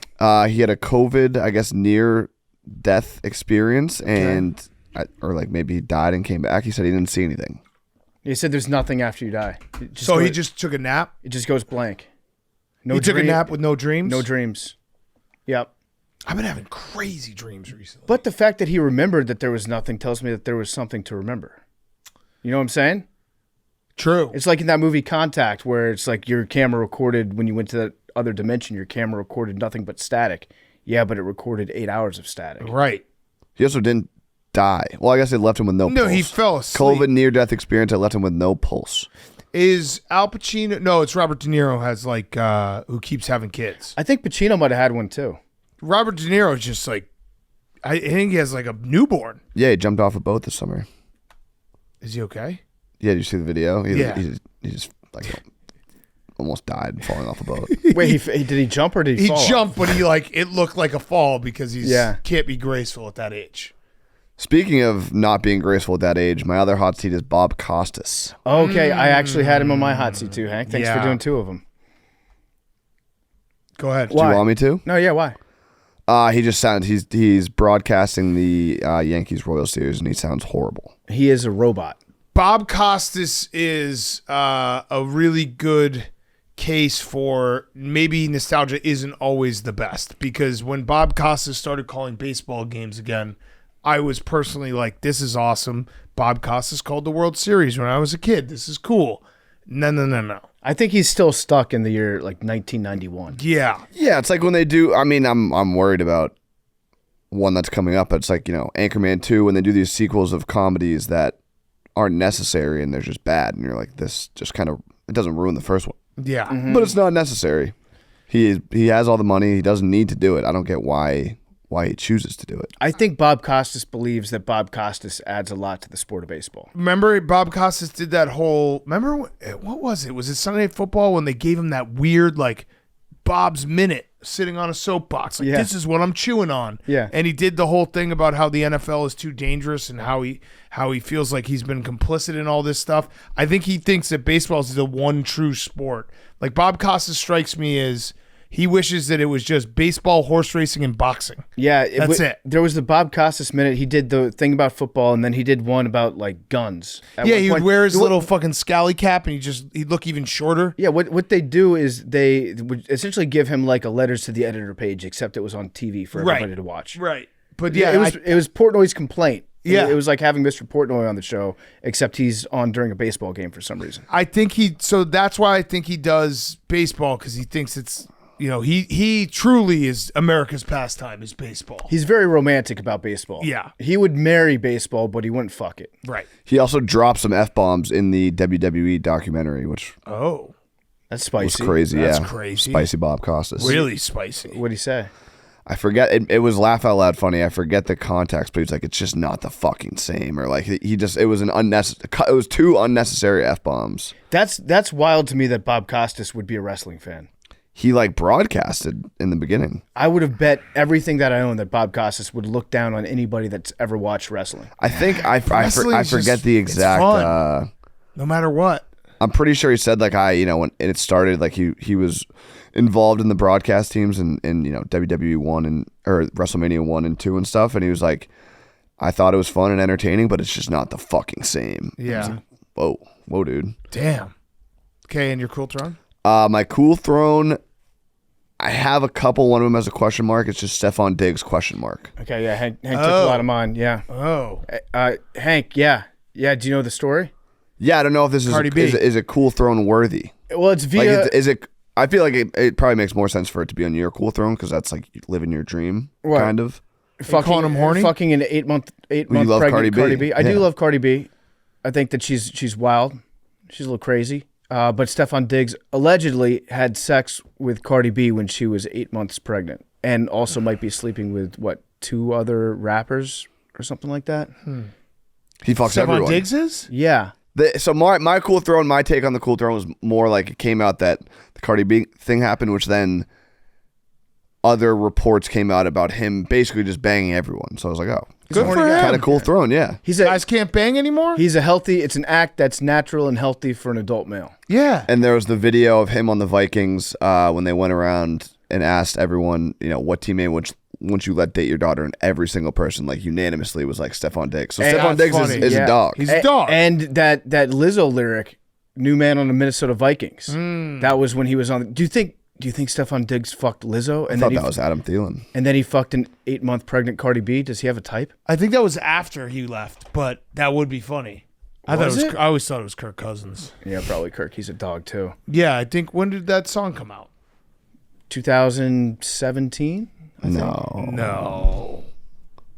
I think it's after. I'm gonna go with after. 2020. No, it was like a lineman or something. They figured out who it was. Yeah, it was 2019, 2020. Someone figured it out. So maybe it is Stephon Diggs. You're I right. think it might be Stephon Diggs. Also, listen. At least it's kind of having safe sex. You're not going to get her pregnant. Who? Cardi B. Yeah. Although I think I feel like there's always like one crazy story about double pregnancy. That's how twins are made. The baby Irish comes out twins. pregnant. Yeah. Yeah. Are your hot seat cool throne, or did you got none? I mean, Hank ripped a couple of them, but good job, Hank. Way to be Great job, prepared. Hank. I appreciate that. Give it up for Way Hank, to everybody. fucking show up today. Give it up you for just Hank. came in, you punched in, you showed up to work. What is that? What was that? Yep, I did. You had 4. Are you what's going on here? What are the vibes I'm catching from you? Is it because people should make sure they really, really watch the golf video we did with the Bob Does Sports No, guys? I got over that. I woke up fresh late. What do you mean got over it? You were great. Yeah, it was fun. Yeah. You should tune in. You will enjoy the videos.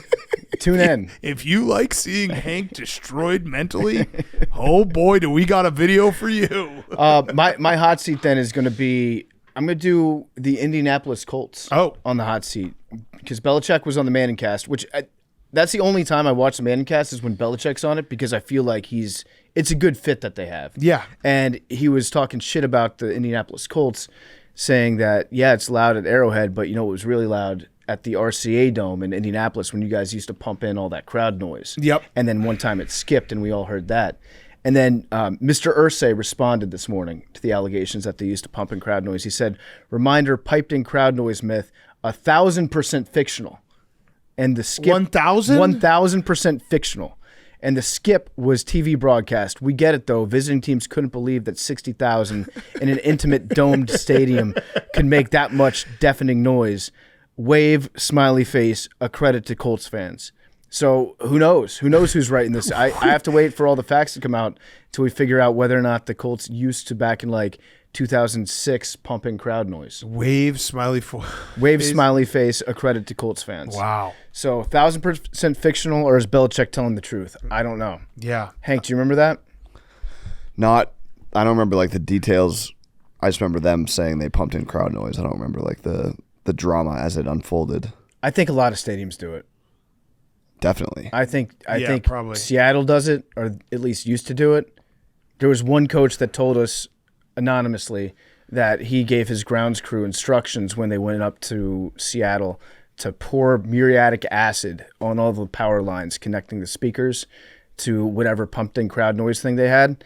And then the grounds crew was like, no, we can't do that because that's illegal and possibly an act of terrorism. Yes. The coach didn't tell us this. The grounds crew told us this. Yes. And it's anonymous which coach it was. Yes. And then, there was the Seahawks used to do it. I feel like the Vikings and Falcons, did it. I think, got in trouble for it. Didn't they get fined for it? Yeah, Falcons got fined for it. Yeah. Belichick probably squeaked on the Vikings then too and was like, hey, or on the Falcons. And was like, hey, just so you know, if they didn't hire me, just fine them. Yeah. The Commanders used to do it. I heard it all the time when I was there. Yeah. He is good. Belichick is, I don't know what, I guess he was always this guy. He's a delight. It also very, very funny picture of him with his girlfriend in Nantucket where he did the patented Belichick rip on a Taylor Swift sweatshirt. Yeah. So funny. Did you see what was in the background of that picture? What was it? A lighthouse. Whoa. A real lighthouse. Do you think he's coming back? No, that was Nantucket. No, but that's like But that could be a sign that he's coming back. That was his sign. It's like Devontae Adams posting Edgar Allan Poe. Yeah. Oh, man. What if he's coming back? What if he goes back to the Jets? Oh. Sign the contract on a napkin. That would be incredible. All right, my hot seat is my Chicago Fire because we just hired Greg Berhalter as head coach. Oh, no. Yeah. I think that's great. I think that's great for Greg because that just means that he's definitely not going to return to the U.S. national team. Director of football and head coach. Hey, listen, anytime you can get a guy who's coaching the World Cup as your head coach, you got to do it. Does this mean that we're going to have to get him on the show at some point? I think we should. We should because we also I think we should get him on the show and do no research before. Yeah. And then just go off vibes of what everyone else said about him. Unfortunately, I've got a lot of mental background in Greg Berhalter. I don't. I just know it was always Berhalter out, but now we get to do Berhalter out again. That's true, yeah. So are you Berhalter out right now? I'm Berhalter out. Officially. For the Fire? Yeah. Fuck him. You know what? Let's give him one day. 10 o'clock tomorrow, I'm officially Berhalter out. Okay. Does he have any playing experience with any of the fathers of the players that are on the current Chicago Fire? Because that could really screw things up. Well, the good news for the Fire is I can't name a. I was gonna say Spencer Ritchie, not even just Stud. Fire, but MLS player that didn't play on the. Can you name an MLS player that's not on the U.S. national team? Yes, Messi. Spencer Ritchie. Or wasn't like superstar somewhere else. Spencer Ritchie. Spencer Ritchie? Yeah, easy. Fuck yes. Spencer Ritchie, shout out. Husky. Is he? Yeah. Nice. Boys with Spencer. Backup goalie. Your boys with Spencer? He's boys with Spencer. His name is Spencer. And he's also Boys with Spencer. Two Spencers. Got it. I Husky knew who you were boys. talking about, but the listeners did not when Right. you just said My Spencer bad. Ritchie, boys with Spencer. My bad. All right, and then my cool throne is Deshaun Watson because he settled another lawsuit. So we are now in a cycle that will not be broken because the Browns are paying Deshaun Watson way too much money so that Deshaun Watson can then settle all his lawsuits so that he can never be brought to justice for any of his crimes so that the NFL can't suspend him and the Browns can't get out of it. Yeah, the Browns can't do anything because his contract says that there's nothing in there. Like if it wasn't already all the stuff that's been reported about him, they can't take any action against him for any of that. And they're paying him so that he can basically stay afloat at paying off all these women. There will be no new allegations because all the allegations get settled using the money that he's getting paid from the Browns. And the Browns need the NFL to step in, but the NFL can't step in until it goes from private settlements to public, and that will never happen because the Browns keep paying Deshaun Watson. Correct. Damn. What a fucking disaster. Just bench his ass. I feel so bad for Kevin Stefanski. Yeah. He should quiet quit. I think he has. Yeah, I think he's still trying. Because but his hands are tied. He can't do anything about it because the ownership's like, you have to play the guy that we're paying money to. he's so bad at football. And he's a bad guy. Isn't talking about Deshaun Watson. Jameis would save everything. Jameis would light a spark. What were you going to say, Memes? What if the Jets trade for Kevin Stefanski? That would be a smart trade. Yeah, that'd be a great That trade. would fix everything. Everything. Hassan Reddick for Kevin Stefanski, straight up. Yeah, I saw a lot of people complaining. Complaining about what? Pass rush on the Browns. Oh, Even though they have Myles Garrett. yeah, he's been injured. Remember, he's got a thigh, ankle, Achilles, Yeah. 2 eyes. But it's almost Halloween season. He loves Halloween season. That's true. He'll be back. All right, let's get to our interview. We got Troy Aikman on the show. PFT, you want to do a quick ad before we get to Troy? I can't believe the replacer was so kind to let me go play this earlier, but this episode of Part of My Take and the interview with Troy Aikman is brought to you by Call of Duty Black Ops 6. Forced to go rogue, hunted from within. Developed by Treyarch and Raven, Black Ops 6 is a mind-bending narrative. It's unbound by the rules of engagement. This is the signature Black Ops. It's got dynamic moment-to-moment gameplay that includes a variety of play spaces with blockbuster set pieces and action-packed moments, high-stakes heists, cloak and dagger spy activity. It's best-in-class multiplayer experience. You will test your skills across 16 new maps at launch, including 12 core 6v6 maps and 4 strike maps that can be played 2v2 or 6v6. It marks the epic return of round-based zombies, the fan-favorite mode where players will take down hordes of the undead in 2 brand new maps at launch. You can look forward to even more exciting maps and groundbreaking experiences dropping into both multiplayer and zombies. Call of Duty Black Ops 6, it's a spy action thriller. It's set in the early 90s, characterized by the end of the Cold War and the rise of the United States as a single superpower. Call of Duty's back, baby. We love Call of Duty. Black Ops 6, available October 25th at callofduty.com/Black Ops 6. And now, here's Troy Aikman. Okay, we now welcome on a very, very, very special guest. It is Hall of Famer, Dallas Cowboy, Troy Aikman. Troy, first of all, thank you for joining us. We were just saying it's been long overdue. I guess I'll start with that first question. What is you obviously have this great relationship with Joe Buck, been working with him for years. He's a good friend of ours. What does Joe Buck say about us when we're not around? Well, he talked about y'all to me for the first time last night as we were leaving the stadium. Okay. So there hasn't been a whole lot of dialogue. I don't want to disappoint y'all, But it started. Yeah, sounds like he's ashamed of us. Is that what it sounds like? I don't know. Maybe. No, but he heard I was coming on, and so he grabbed me, and he was fired up. He said he's been a guest on your show a few times, and he's really enjoyed it. In fact, he said it's the best thing that he's ever done as far as how people have taken to him and have gotten a chance to see his personality. So all good. Yeah, it's all good. All right, that's actually the whole interview. We just wanted a compliment from Joe. Yeah, no. Yeah, I'll take it. I'll take it. So now that Joe's feeling all high and mighty about himself, what's the worst part about working with Joe Buck? You know what? In all honesty, there's not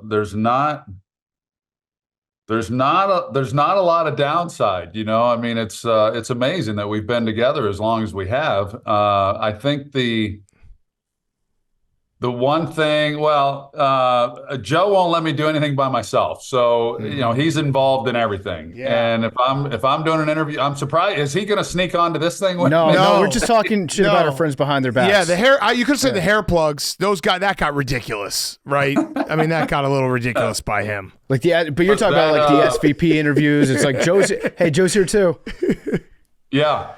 Well, yeah, exactly. So it's, that's just part of the deal. You know, we're a package deal. Yeah. So we do everything together. Well, I mean, and we're going to get into questions about your career and everything, but to talk about you and Joe and the games you call, you guys, I love your booth. I love listening to games. You guys both have big game voices, but I think it's also a testament to your relationship where a lot of times it's lost that the relationship between the two guys sitting in the booth together matters so much, and like it comes across on the screen and you can tell you guys are friends. Was there ever, when you started with him, was there a feeling out process to get to that comfortable level? Because you guys are like the best booth in my opinion, and it's because of your friendship.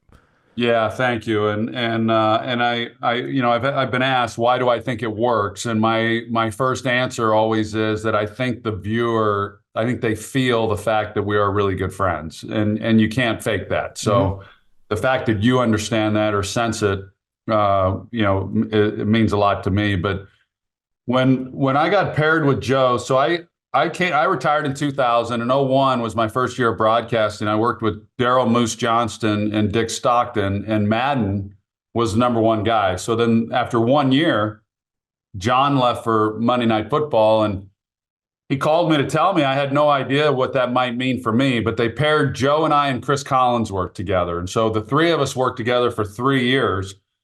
And, that was a three-man booth is challenging. So Joe claims that he had called a game of mine back when I was playing. I don't recall ever being in a production meeting with him. So, which you guys know Joe, so that didn't go over real well. But I got to know Joe better once we got into a two-man booth. We were close when we were in the three-man booth with Chris, but once it became just Joe and I, then we had more concentrated time together. And I was golfing at the time. We spent a lot of time in the off season golfing. Our kids are our daughters. They're not kids anymore; they're adults. But they were roughly the same age. We were girl dads. We've gone through a lot of life experiences together. So. It's been a good relationship, really, right from the start. Yeah. It's been great to watch, and you guys do add like that element, like Big Cat said, the big game voices. It just feels like it's a spectacle when we got Troy and Joe on the broadcast, and that's always great. And unless you make a minor mistake on the air and you accidentally say that Taylor Swift is married to Travis Kelce. Yeah, like is that was that a big deal? I mean, was that like was I on a tightrope right there? This morning I woke up and I saw a headline like Aikman knew he was in trouble or something, and I'm thinking, gosh, if this is newsworthy, I mean, in trouble. Yeah, I mean, look, really? Yeah. Yeah. Have you ever done the thing where you became an ordained minister online? You like fill out a form, takes you 5 minutes, and you get a certificate? Because if you I've done that. I've done that to become a bartender, but not a minister. So. Okay, all right. So they're not actually married. It's like, have you ever seen that thing you do? That's what happens to the lead singer. They accidentally say he's engaged. The band falls apart. You might have just cursed the Chiefs. Yeah. You know what? Someone, I don't know if I cursed them or not, but someone actually reached out to me today and said that they might actually be engaged. So I might have broke the story. I like that. Big J journalist. Is it so I like I said, we're big fans of yours. I want to talk about your playing career real quick because we always do whenever we have rookie quarterbacks. It's always like, well, Peyton Manning threw 33 interceptions or whatever it was his first year. You also had a tough first year. Didn't win a game, threw a lot of interceptions. Yeah. Was there ever a moment in your first year where you're like, this might not be, like, I might not be able to make it? Because we see it now all the time where they rush guys in and there's 5 guys drafted in every first round and 3 or 4 of them are failures. But what was it like when you were going through that, and how were you able to overcome it? Because it's really something we should all look at and be like, hey, don't give up on a guy after a year. Yeah, like maybe this isn't the profession for me, huh? Maybe I go into something else. But no, I'm asked a lot, as you can imagine, with these guys now. Should a guy sit and watch for a year or two, or should he play right away? And all I know is what I experienced, and that was I played right away. And I think the key is not losing your confidence. And fortunately for me, I had a former NFL quarterback that had played years earlier in Jerry Rome, that was my quarterback coach, and he was great and just simply not allowing me to lose my confidence, which I didn't do, but I was demoralized a bunch. I mean, there were so many times I walked off the field thinking, what do you got to do to win a game? But I was 0-11, like you said, got beat up a lot, but I still always believed that we would get it going. And fortunately, my second year, we won. So I got that monkey off my back. But you're right in that we're so quick to judge. I mean, we're judging these guys after 3-4 games. I mean, it's crazy. We don't even give them a year. Yeah. And we're already making proclamations on Jaden Daniels, who I think is sensational. But Caleb Williams, people are already comparing those two guys and who's going to make it, who's not. Of course, Bryce Young from last year. And I do think, And on a guy like Sam Darnold, who's been years now removed, and he's gotten in the right situation, and look what he's been able to do. So I really believe that so many of these quarterbacks are really talented. They just get put in bad situations. And I was in a bad situation my first 2 years. And then Norv Turner came in, and it changed the trajectory of my career and really our entire team.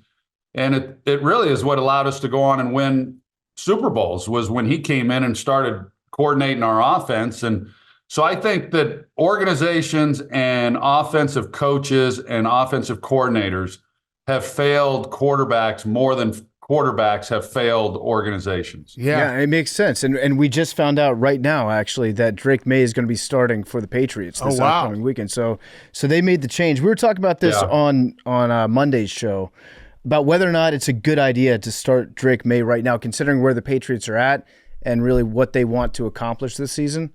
So I'm curious to hear from your perspective. Do you feel like it's the time to see what the young guys got? Yeah, I think again, going back to, if I were the coach, I would simply ask the question, one, can we protect him? And can we put him in an environment where we at least give him a chance, where he has an opportunity to have success? And if the answer to those questions is yes, then I say get him out there and let him get some reps. I mean, you talked about Peyton. Peyton struggled as a rookie. There was a time when all rookies struggled. The Dan Marinos were rare, and then Ben Roethlisberger came in, and he had a really good rookie year. And now we've seen Dak Prescott. We've seen others. C.J. Stroud. There's guys I'm leaving out, but we've seen more and more rookies who have come in and been able to play at a pretty high level. But if you're a rookie quarterback and you struggle, and that's somehow ends your confidence or somehow affects your ability to play at a high level, then you probably weren't wired properly to be a franchise quarterback anyway, is what I would think. I think that's a valid point. So you were talking about the organization, having a good organization around you. I'm curious to know, did he ever land the helicopter on the practice field while you were on it? Or is that something he's just recently started to do? Well, he started doing it probably, I don't know, 8 years ago or so, 6, 7, 8 years ago when he got the helicopter. But when I came in the same year as Jerry, and when I came into the league with him, he had mortgaged everything he owned in order to buy the Cowboys. So he didn't have the perks of a 300-foot yacht or a helicopter or all the other trappings that he now has. So we didn't have to deal with that. But that helicopter, it's running a taxi service back and forth quite often throughout the day. So it becomes a regular occurrence. Yeah, that's awesome. That's what I would do. Yeah, I would be the worst owner of the league, by the way. Yeah, I would just take all the pieces from all the worst owners, combine them into one. That's probably how I'd act if you just gave me a team. But at the time, you just mentioned you came into the league at the same time Jerry Jones got into the league, and then you guys kind of all grew together. At what point did you realize that your owner that you had was different from all the other owners? That's a great question. It's one I've never been asked. It's a great question. What? It resonates because I would tell you, well, first of all, as soon as you meet Jerry, have y'all ever met Jerry? We've never had the opportunity. We want to get on that bus and have a couple Johnny Walker Blues with him. Yeah. Hell yeah. I bet if he knew you wanted to do that, you would be invited. I'm being serious. I think when anyone meets Jerry, anyone who listens to this that's had the opportunity to meet Jerry, I think would agree with this, that as soon as you meet him, you realize he's different and he's unique. And he approaches life just differently, and he approached the league differently. I mean, you think about it, that he had not been in the league very long when the league was about to re-up with the networks at the existing prices. And the networks told the league they weren't making money. Hey, we still want to televise NFL games, but we have to do it at the same price. And it was Jerry who put his foot down and said, no, we're not going to do that. And then he got involved, and that's how Fox then got involved. And the rest is history with what the TV rating or the contracts have been. So I would say that right away I knew he was different. And then within a short period of time, you realize how competitive he is and how badly he wants to win. He does want to win. Now, some would argue as to how he goes about doing that, which is a valid argument. But he he's in it to win. There's no question. Yeah. So the your run with the Cowboys in the 90s, the team of the decade, 3 Super Bowls. We talked about the 0-11 rookie year, but then you're building. Is there one game that you can look at and say that was the moment that I knew that we were about to be something special? Because that the sports is about the climb. And watching a team come together. Is there one game though you specifically are like, yep, that was it. That's when we knew we were different.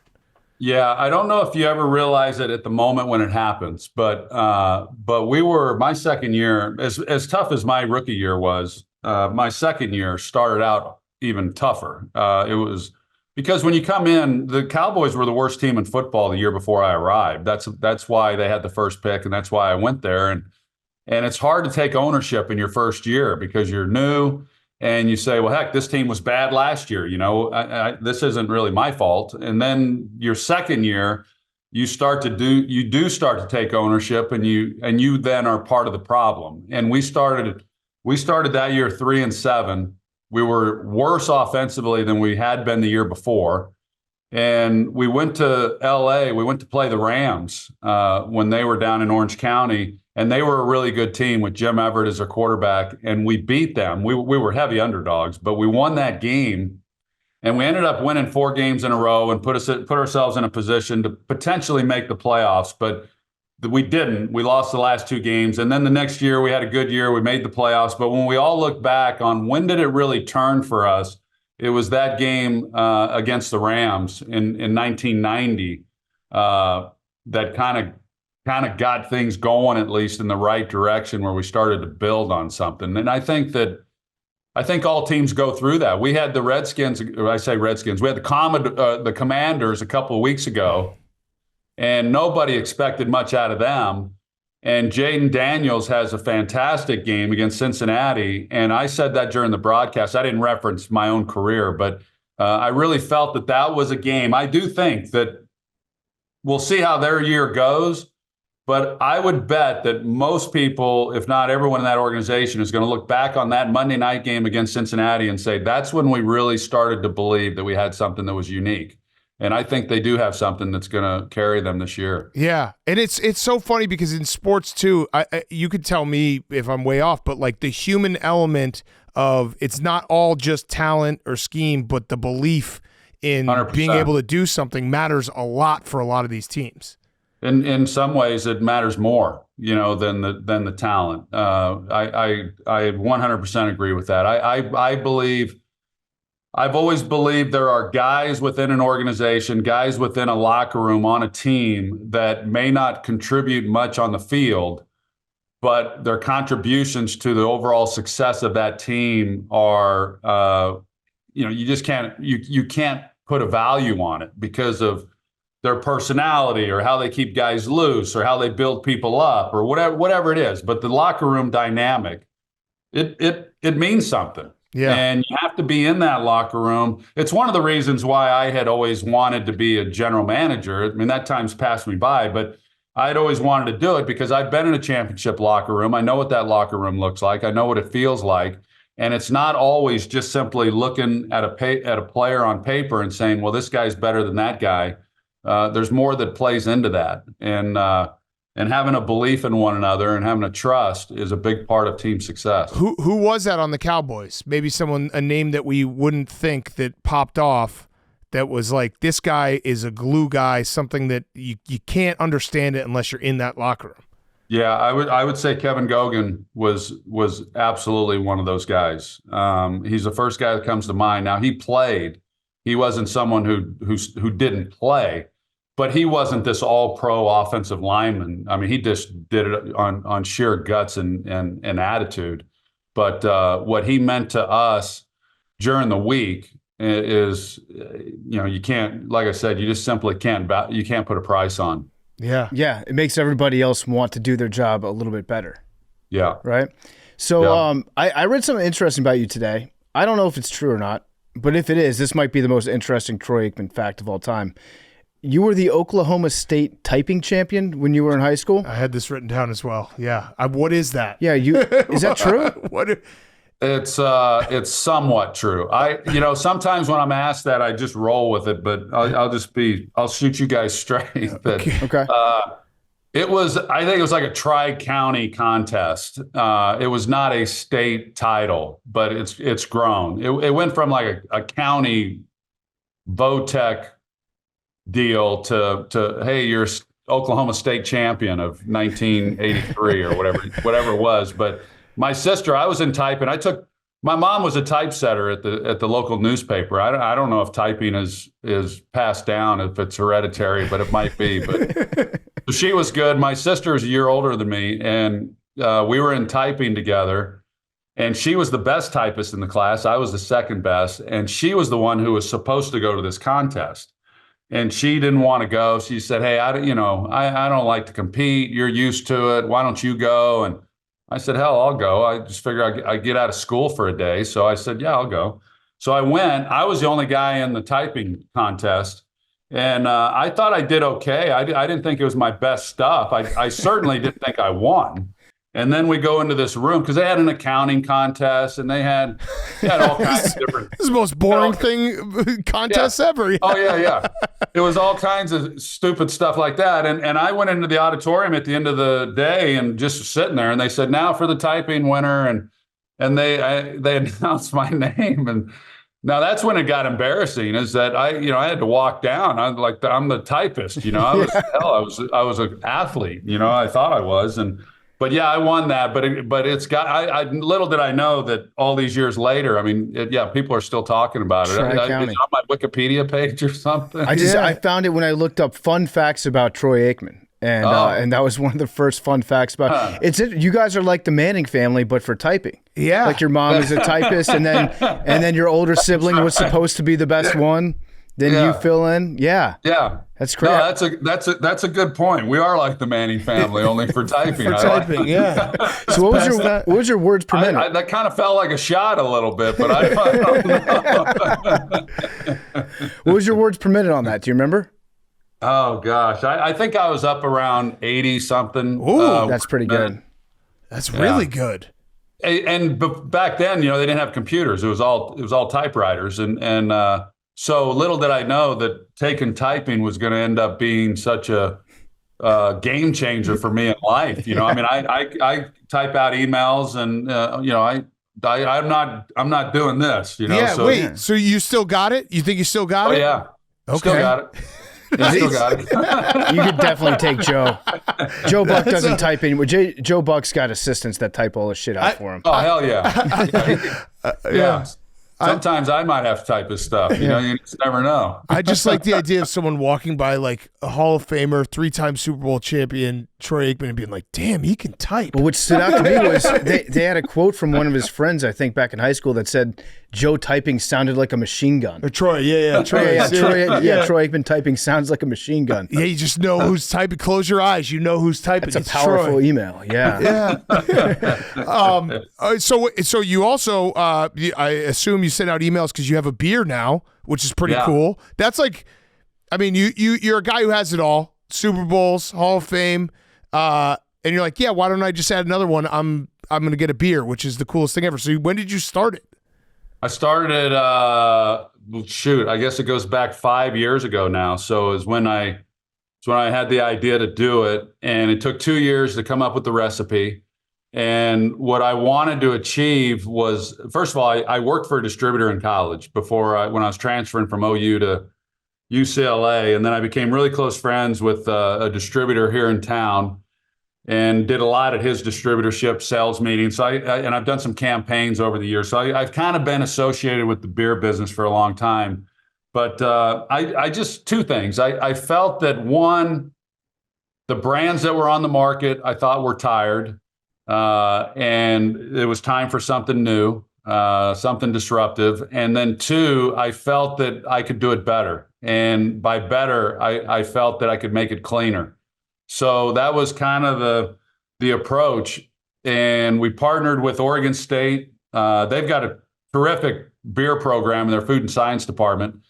And it took 2 years. And so what makes 8 different than any other beer is that we have no adjuncts, meaning we don't add any syrup, sugar, sweeteners, no corn, no rice. We're the only widely available beer that doesn't do that. So it truly is a cleaner, better for you beer. 100% organic grains, 90 calories, 2.6 carbs. So the measurables are important. They're important to me. That Mick Ultra, for instance, is 96 calories, 2.6 carbs. We're 90 calories, 2.6 carbs, and we don't have junk in it like they do. So I'm real proud of it. It's doing really well. We're in Texas and Oklahoma, and we'll see where it goes. We continue to grow, and then we'll start looking more expansion and. Probably in 26, 25, we'll continue to focus on those two states. That's awesome. Very cool. And now you can drink beer while you watch football on Sundays since you're on Monday Night Football. That must have been a great switch for you, right? You get to watch all the games on Sunday as they happen. Yeah, you know what? It's great for that reason. It also it creates a pretty good pacing during the week. That one, I'm home on Saturdays for the most part. So I get Friday and Saturdays at home in Dallas, along with the rest of the week, which is good.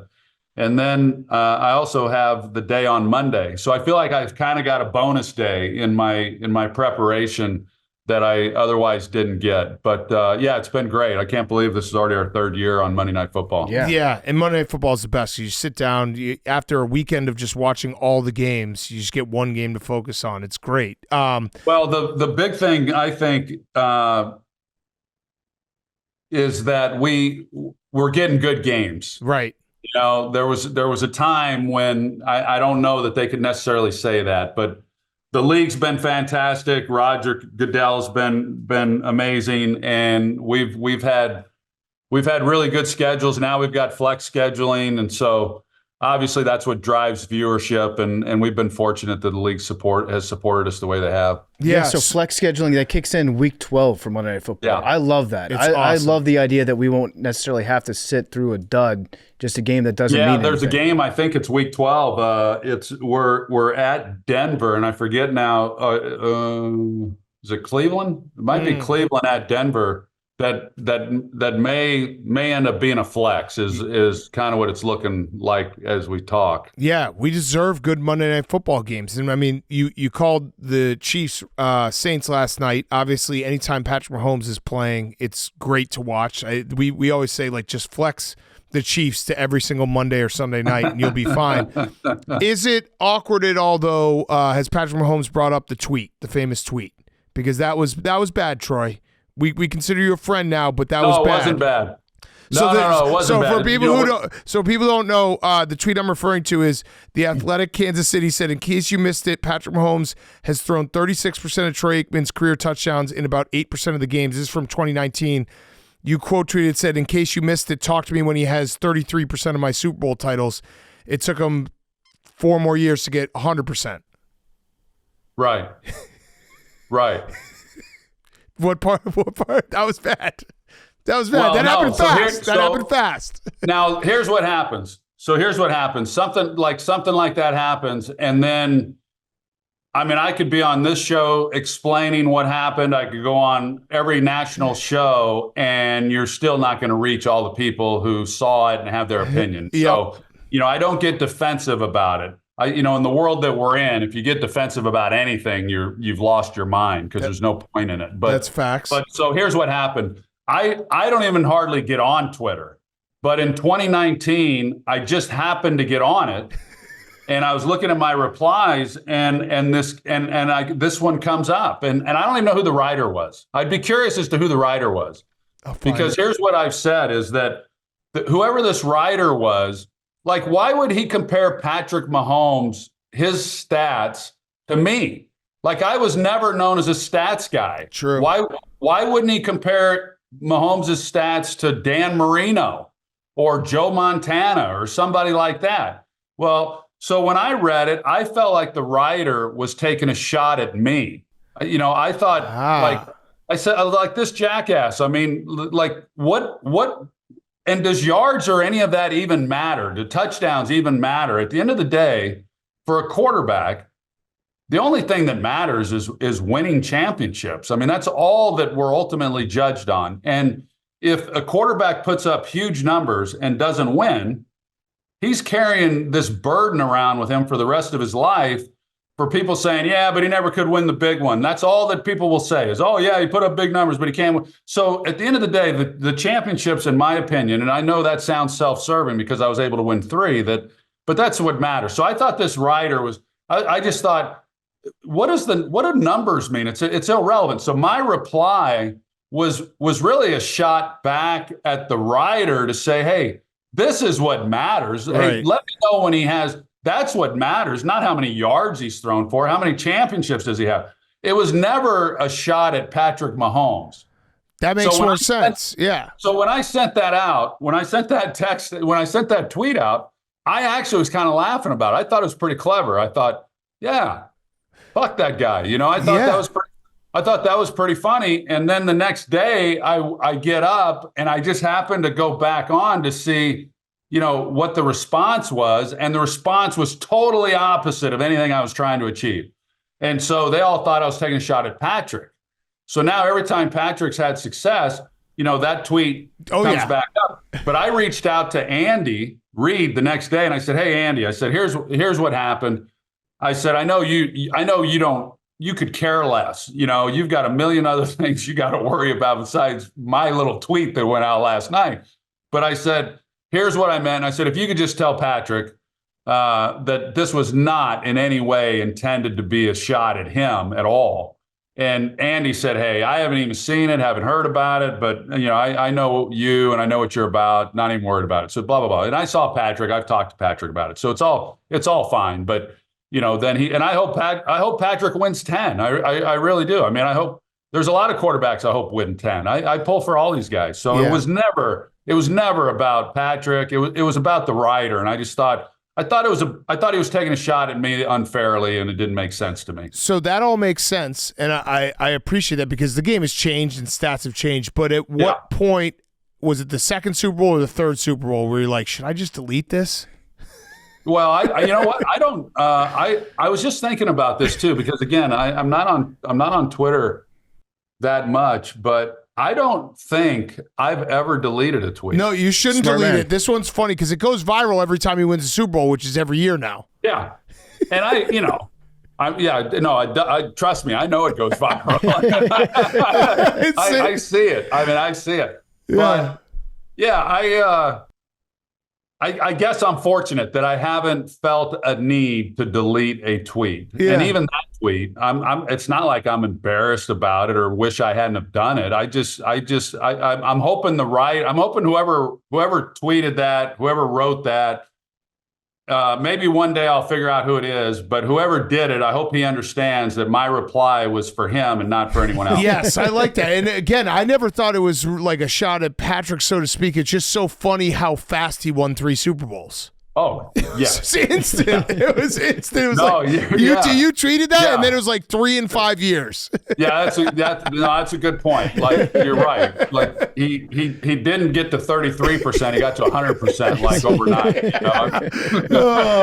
I'm also reading up on this, and what you should do is when he wins another Super Bowl, because it's going to happen at some point, just in advance change your profile picture to just like a picture of your beer.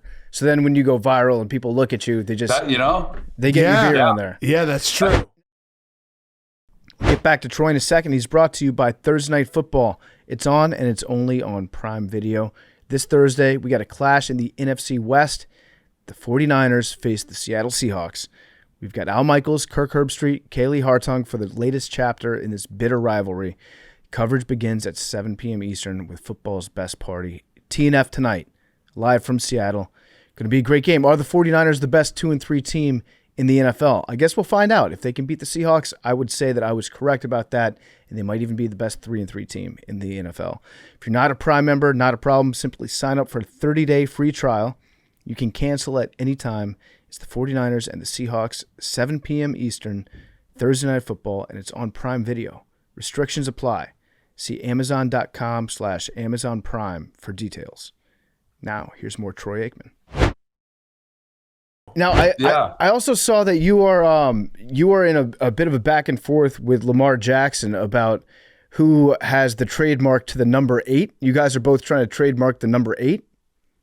I'm not trying to trademark it. I guess I like Lamar. I think Lamar's gotten some bad advice. It was news to me. I've not talked to Lamar about it. We'll have a game of his. I'm not even sure we'll talk about it then. But I think he's gotten some really bad advice from whoever's his legal counsel on this. But there's been a lot of great players that have worn number 8 long before me, and certainly long before Lamar. You talk about Cal Ripken and Archie Manning and Yogi Berra, and there's a lot of guys. Yeah. And Kobe, of course, wore 8, and so to trademark a number, I'm not sure you can do that. I know he's proud of wearing 8. Steve Young was proud of wearing 8. I'm proud to have worn 8. My beer is named 8. And I'm wearing a hat that is for my beer, and I have the right as someone who has the trademarks for alcoholic beverage to promote my product on a hat, on a shirt, on a duffel bag, or however I choose, and that's why I think he's just gotten bad advice. And anyone who looks at Lamar's marks, no one would confuse what I'm doing with my beer with anything that he's doing. Yes. So I'm not a big article guy. I just read a headline that said that you and Lamar Jackson are fighting over the number 8. We're not smart. Yeah. Just so you know, we're not smart at all. He and I aren't fighting at all. I like I say, I'm a big fan, and I invited Lamar on a post on Instagram to talk about it over an 8 beer, and maybe we'd have Steve Young kind of officiate the thing, and Get all the 8s together. Yeah. And Lamar he liked the post, so I don't know what. I think you guys are good. Yeah, but that'd be a great summit. 8 Fest. An 8 Fest.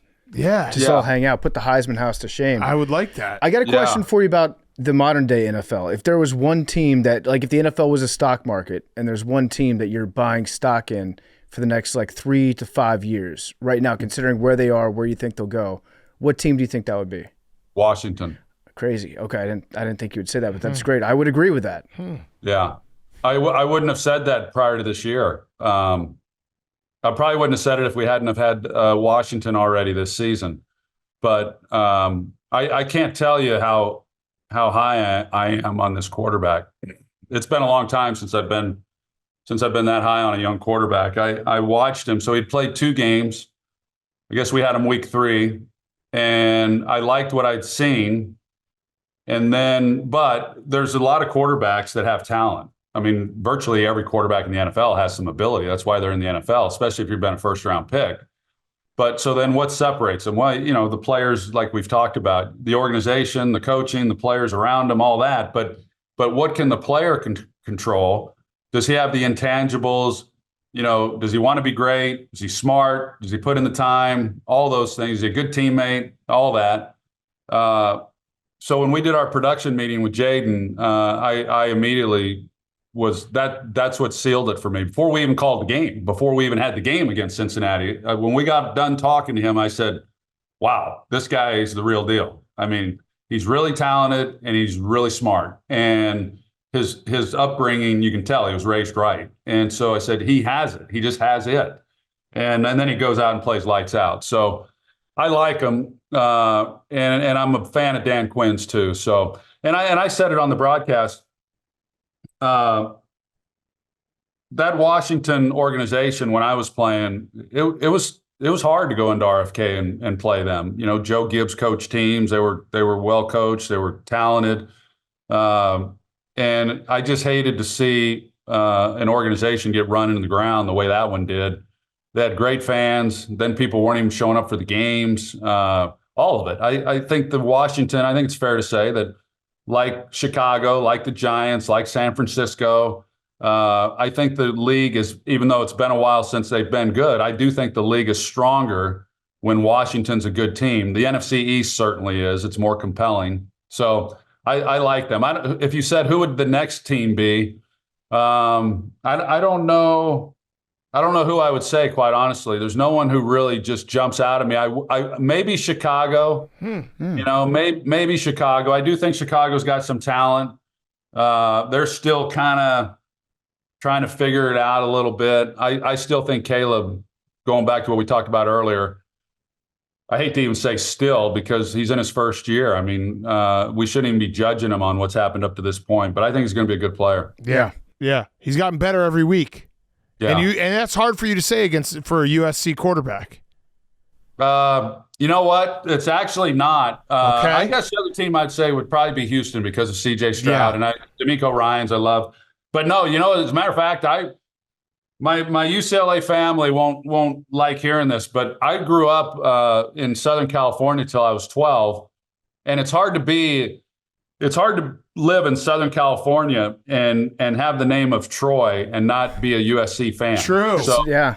I was a big USC fan growing up, and then when I was looking to go to college, had USC had they have recruited me, there's a good chance I would have gone there, and there's a good chance I would have gone there even when I transferred, if Rodney Pete wasn't as young as he was and already entrenched as the starter. But so I never.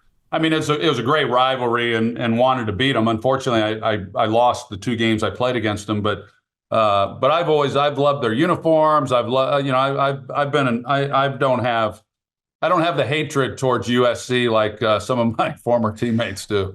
So UCLA obviously in the Big Ten now, not the best start to Big Ten. I'm a Big Ten guy, and you have to work with one. How much does it suck that, like, for once in basically the history of all college football, Joe Buck gets to talk shit to you about Indiana being better than UCLA? That would, if I were in your shoes, that would drive me nuts. If you played for the school and Joe Buck's wearing his Indiana stuff and probably giving you a lot of shit.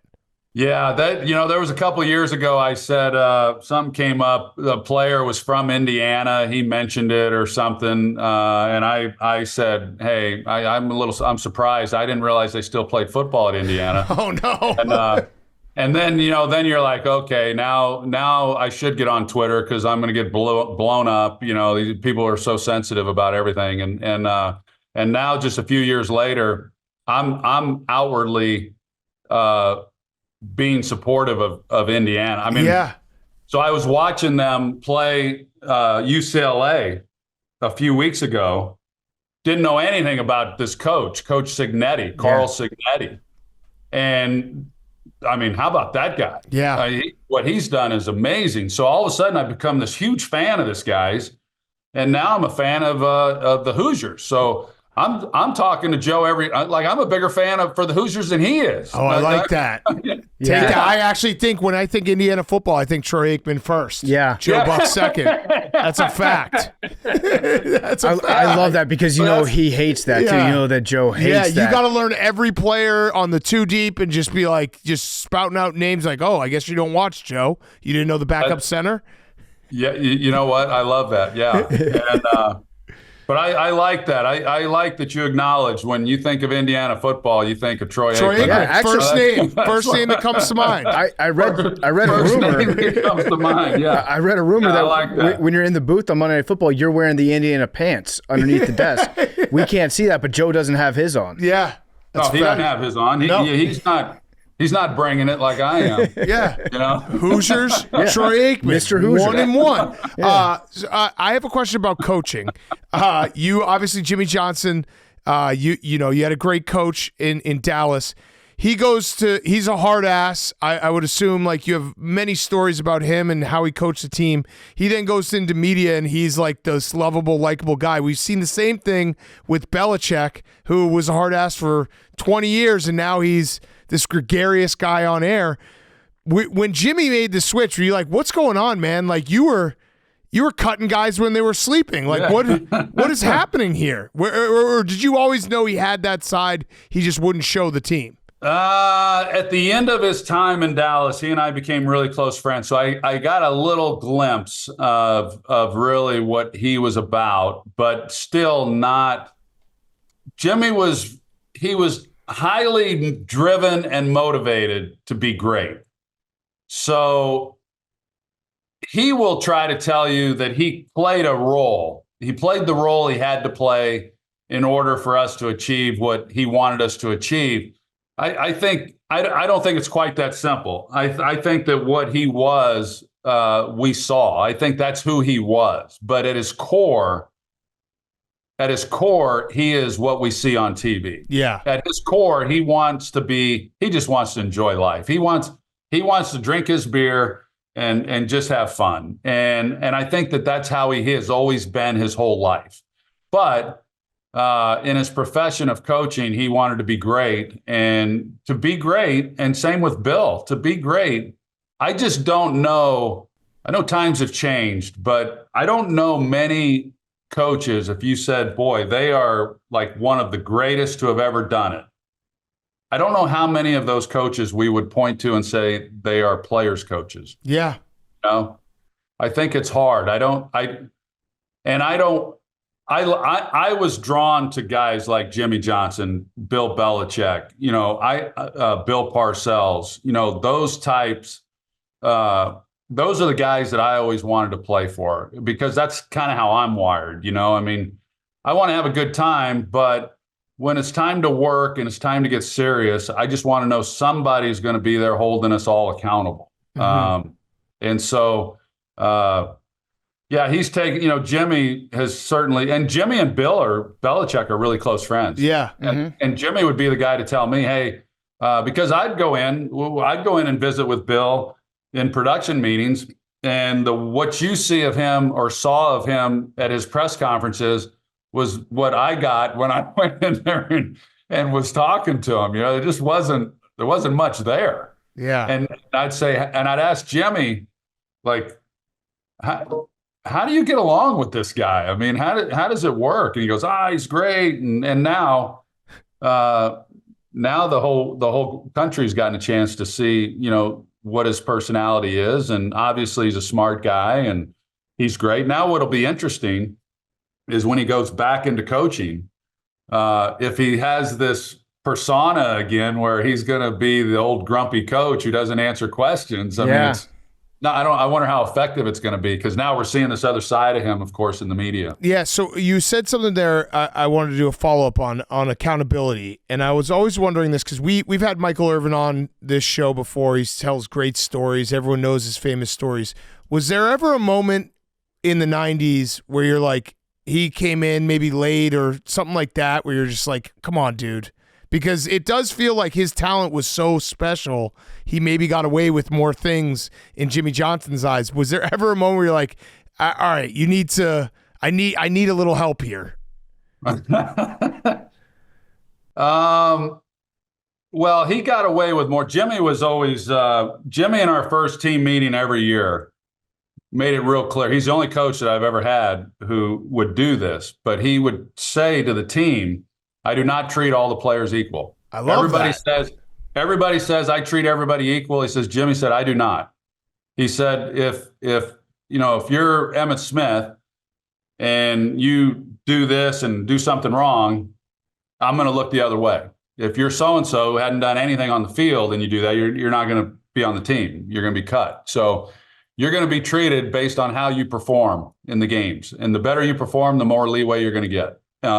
He's the only coach that's ever been that honest. I mean, every coach does that. We all know that. Right.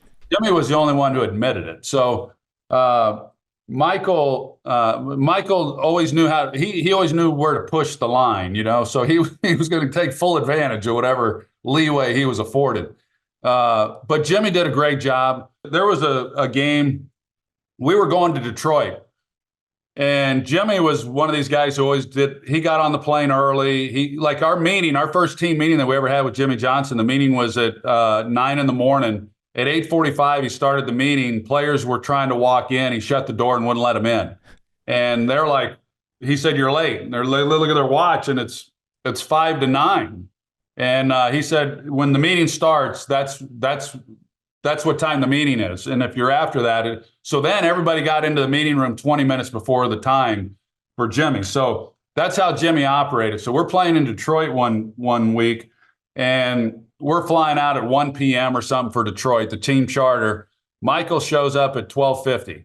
and he said, "Shut the door, we're leaving." And they said, Coach Michael Irvin just pulled up. He goes, "I don't care, shut the door, we're leaving." So Michael was getting out of his car with his luggage. He wasn't late, but in Jimmy's mind, he was. So he shut the door, and we took off without him. So we're all on the flight going, man, we just left Michael back on the tarmac. Michael had to take a commercial flight. We benched him for the first series, and then he came in off. It was so Jimmy did little things like that. Once Jimmy left, I think Michael realized that he was afforded a lot more leeway, and then he took more advantage of it. But Michael is a really special person to me, and I have a relationship with him unlike any other relationship with a male that I know of. And the reason is that no one worked harder than Michael. Nobody showed up and gave it everything. I didn't care what Michael was doing when he was away from the facility, as long as it didn't impact our ability to practice or what we were trying to do in a game. I was fine. And never once did I think that whatever he was doing away from the facility was affecting his play. And I love him to death. I think the world of him. He met my mom my rookie year. My mom passed a couple of years ago. He met my mom my rookie year. He gave her the biggest hug, made her feel like $1 million. My mom knew of some of the indiscretions that Michael had encountered over his life, but she passed loving Michael Irvin. Mm-hmm. And the reason is because he made her feel so special. Every time he saw her, he'd go up and give her the biggest hug. And that's Michael. I mean, you guys know him.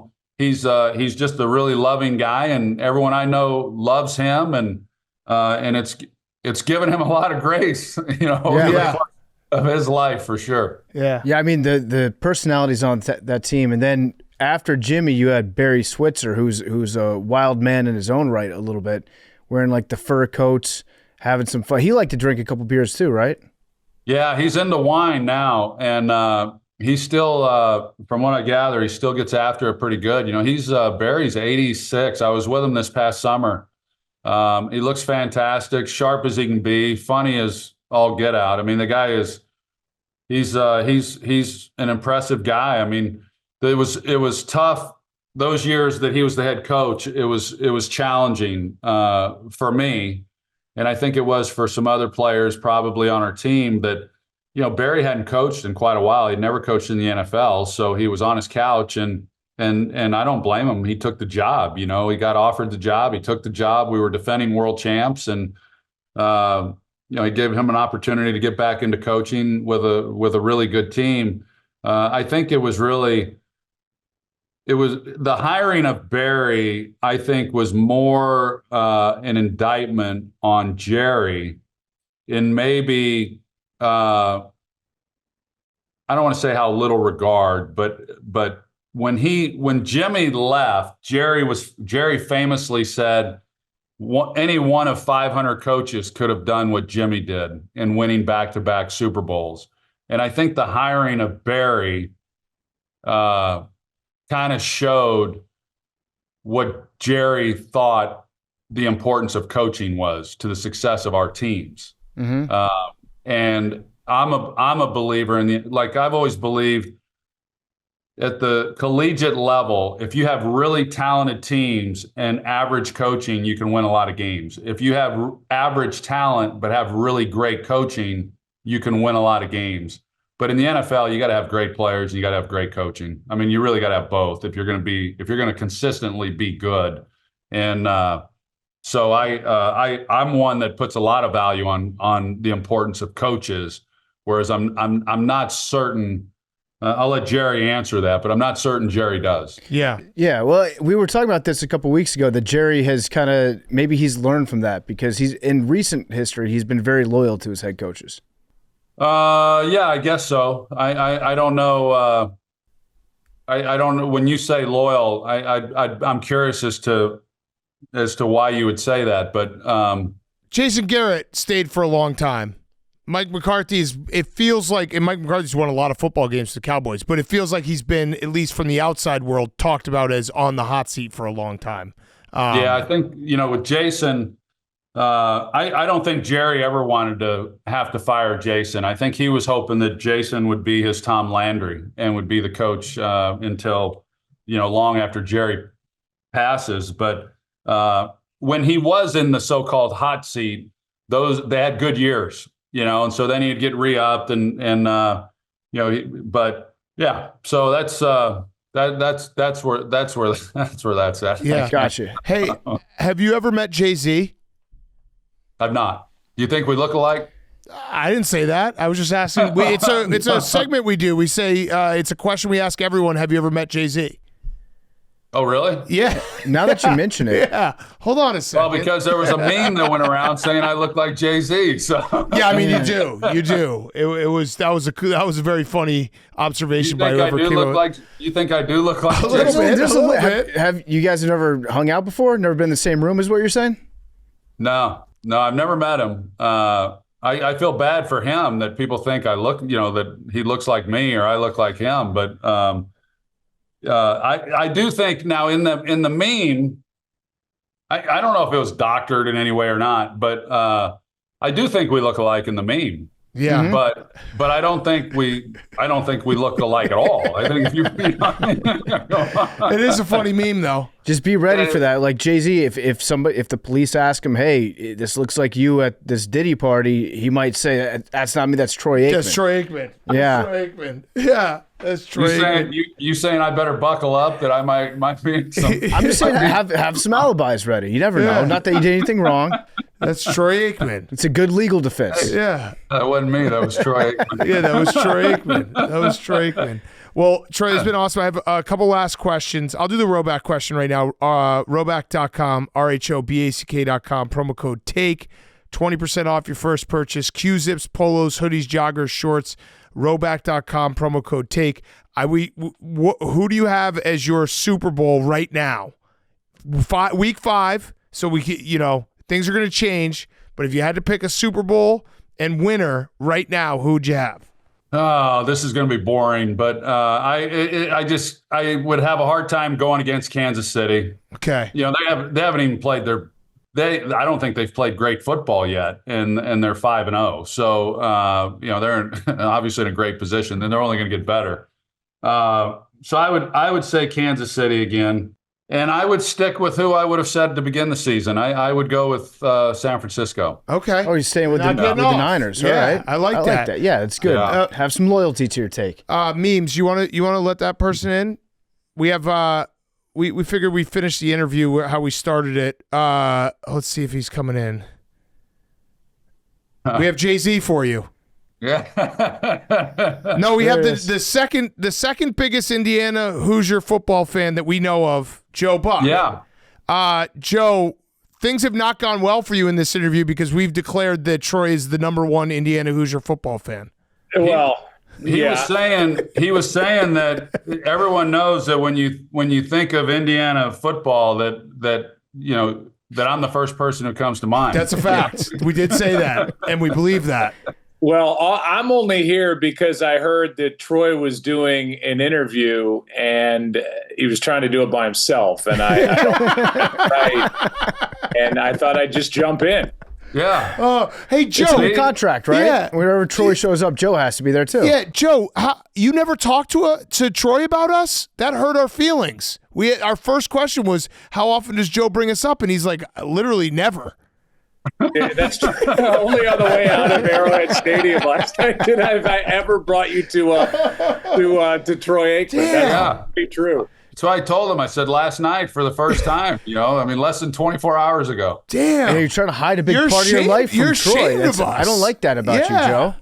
Yeah, but I was effusive in how you two people have changed at least some of my perception out there in the Twitterverse, the universe. I mean, I love you guys. You know that. And I told Troy, I was like, these guys are great.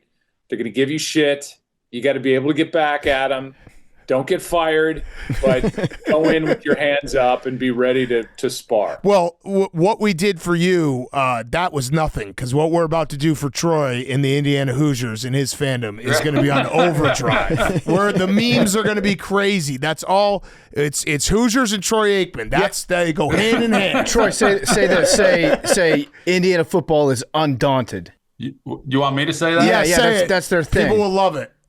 Oh, yeah. Well, Indiana football is undaunted. Yes. Come on. Yes, we all know that. That's going to be in a hype video. You're making a 3-time Super Bowl champion your puppet. No, we're getting making at a you. 3-time Super Bowl champion fuck with his co-host. Yeah, we're fucking with you. All In roads lead back Signetti, to we fucking with trust. Joe. Let's go. Yeah, Signetti, baby. Here we come. Oh, Joe. That's Troy's team. Come on. Yeah. You shouldn't be doing that. I didn't neither one of us graduated from there.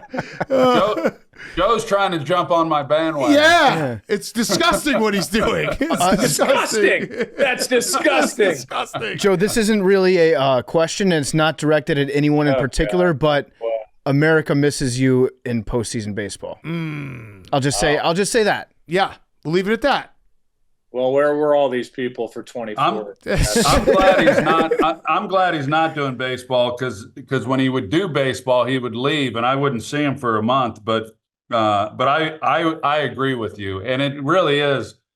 It is amazing how many people share that sentiment that y'all have, because when I'm with them, there are people constantly, especially this time of year, that tell them how much they miss him doing baseball. We miss him. I think part of it is I just did it long enough where people just associated my voice with kind of October baseball. Some people hated it. Some people loved it. I loved every minute of it. I'm glad I did it, but I'm also glad that this is a football only life in my world these days. It's just, it's better. And also, God basically told you never to do baseball again when you tried to come back for one day this summer and it was rained out. That literally happened. It literally happened. I come back one day and it's like, was just, nope. Have a nice drive home. We don't want this guy. Well, Troy, thank you so much. Joe, thank you as always. We're like, you're now a recurring guest, so that means you have to come on. Joe knows. I'll just text him randomly and be like, hey, you want to come on? He has to say yes, legally. Let's all come back on when my Hoosiers wrap up a Rose Bowl berth. Love I it. like that. Love it. You got we'll go to the game with you. Awesome. I'll be here. I appreciate you guys. Yeah. All right. Thanks, Troy. Thanks, Thanks, Joe. guys. Thank you. You bet. Thank See you ya. guys. See ya. Bye. Okay, I'll take this one, PFT. If you want the replacer to come back and take over again so you can go play again, this episode of Pardon My Take is brought to you by Call of Duty Black Ops 6. Black Ops 6 has so many new features and even more exciting content. You can dive into mind-bending single-player campaign, multiplayer, and round-based zombies, which we're all so excited for. On October 25th, our entire office will be playing Black Ops 6 and likely have guys streaming all day. We anticipate this game to really lower the productivity over here at Barstool, so the replacer will really have his work cut out for him. I'm pumped for this video game, PFT. It's going to be awesome. It's going to be great, so go check it out. October 25th, Black Ops is back. Black Ops is one of the most exciting Call of Duty sub-franchises. One of the best Call of Duties of all time. Yeah, facts. Spy thriller, cinematic campaign, best-in-class multiplayer, return of round-based zombies, like I said. Call of Duty Black Ops 6, available October 25th. Go right now. You can pre-order callofduty.com/Black Ops 6 and pre-order yours right now. Okay, let's wrap up the show. Pardon your take. Listener submitted. Go. This guy's take, or girls, who knows, the major sports should all have 17 games like the NFL. Ooh. I'm in. Basketball, baseball, and NHL games would be 1,000x more electric if there were only 17 games before the playoffs. Much better than all the meaningless regular season games. People love NFL and college football because it dominates one day a week and all the games matter. On first glance, this sounds flawless. Yeah, I'm in. But then Less what? sports. But then what do we do during our weekday nights in So May?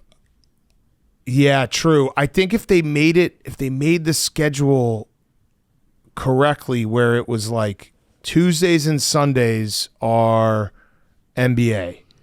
Mondays and Thursdays are NHL. Wednesdays and Saturdays are college basketball, where it's like what day has what, and it's like that day becomes the biggest thing ever. I like this solution, but I think we need to expand it a little bit. If we had, It's only 64 games. Yeah, we should probably make it a little bit bigger than that. I think 68. there should be 52 games of every sport, including football. Oh, I like and that. so every Sunday there's football. But that would every diminish Monday night there's football. football. Every Tuesday there's basketball. Every Wednesday night we got hockey. 50-game schedule for basketball, hockey, and baseball would rock. Year round. Nobody That gets a would vacation. rock. What if it's no sports in the summer except like the Olympics? Just everyone has to agree to play golf. Yeah. Yeah, everyone. Everyone. No work either. No work. Yeah, that's like what Europe Europe does that. Yeah, I like that. I do think that there's something to be said for they'll never do it because owners want all the money, but NBA and NHL could be a little like 60 games would be awesome. Yeah, there's too many games right now. Baseball too. Yeah. Yeah, baseball should be like 120. But again, that's never going to happen. No.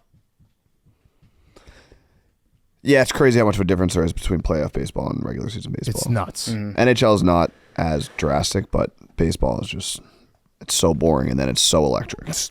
Every second is electric. Oh, did you guys hear this take? I think it was Ken Rosenthal that talked about it. He wrote an article about the Padres and about how like the Padres are quickly becoming not America's team. Oh. How he hates the Padres because they're too flashy. This is a great quote. He said, Machado is far from the Padres' only irritant. Fernando Tatis Jr. is a smiling, dancing peacock, which is awesome. You know what? I love it because we've said this a million times before, but Ken Rosenthal having this take is what keeps the world alive. Yeah, now that Bob... Need an angry man about little short angry man angry about things that are so inconsequential. Yeah, clutching his pearls. He said, Jurickson Profar is the kid who pulls the fire alarm at school and then asks, who, me? That kid was fun. Yeah. We all knew that kid. Yeah. Maybe you were that kid. Yeah. That kid was fun. Ken Rosenthal, fuck you. You know what? Without that kid that pulled the fire alarm, we wouldn't learn about fire safety. That's also a fact. Yeah, that was a good kid to be friends with. Saved lives. A simple question in light of this morning's news. Is Aaron Rodgers the LeBron of NFL? Old, period. Gets coaches fired, period. Ayahuasca equals vino, period. Getting his children on his team even though they might suck. Parentheses, Hackett, Lazard, etc. Yeah, no, he does do the getting your friends or children. He absolutely does that. Overrated, doesn't have enough championships despite how good people say he is. Oh, I like this, Hank. Right? Yeah. You think LeBron's overrated? Yeah. What if I said LeBron was the second best player in the history of basketball? Fair. So he's sometimes overrated by one. Yeah. Yeah. This is, I don't know what memes. I've been rooting for this forever, and it's happening to you. You need Devontae. You need Devontae. Devontae fixes everything. Need Devontae. Everything's Devontae, fine. Hit the Devontae button. I'm not a Jets fan, obviously, but I think if you were a Jets fan, if I was a Jets fan, I could sell myself on if you get Devontae, it's like, all right, old coach gone, new coach, great player. Aaron Rodgers can figure it out. We're going to be fine. Yeah. Yeah. If you don't get Devontae, Over. Yeah, I think the best way to fix this problem is by getting a malcontent wide receiver into a locker room with absolutely no leadership. And the best way to negotiate is to be like, the only thing that will save us is this one guy. Yeah. Raiders, will you trade him to us? So it's all about Woody. Does Woody want to win? This will go well. We also don't talk enough about the fact that your owner's name is Woody Johnson. Yeah. His name is Woody, and his son's name is Brick Johnson. That's kind of a cool name. Yeah, they're getting harder. Brick Johnson. I think the NBA and other leagues that do Western Conference versus Eastern Conference is better. I know there's history with AFC and NFC, but I think a divisions with more regional makeup is better. Wait, what? Basically saying the NFL should be... Make more sense? It should be like baseball used to be before interleague play. Basically like, I guess... No, but that's not what he's saying, because baseball... No, he's saying like Eastern versus Western Conference NBA. Yeah, that's the only thing that he's saying. Okay. Because he's saying basically like the... Is the NHL? Like the Eagles should be in the AFC is what he's saying. Yeah. And it should be East-West. NFC is. I mean, NHL is similar too, right? Yeah, yes. NHL is similar. Yes.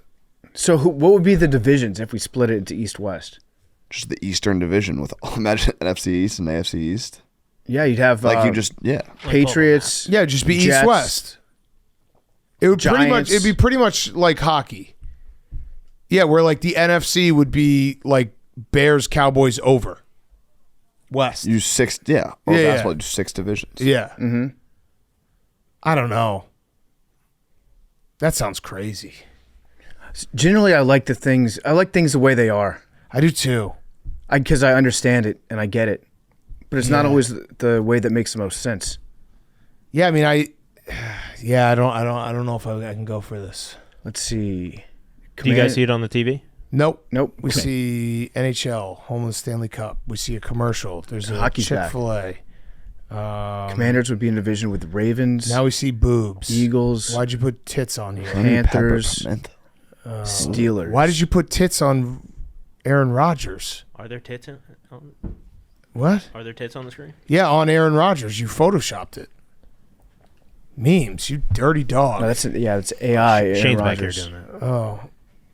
Shane's not doing it. Shane, nice Chargers sweatshirt, dude. Sweatshirt.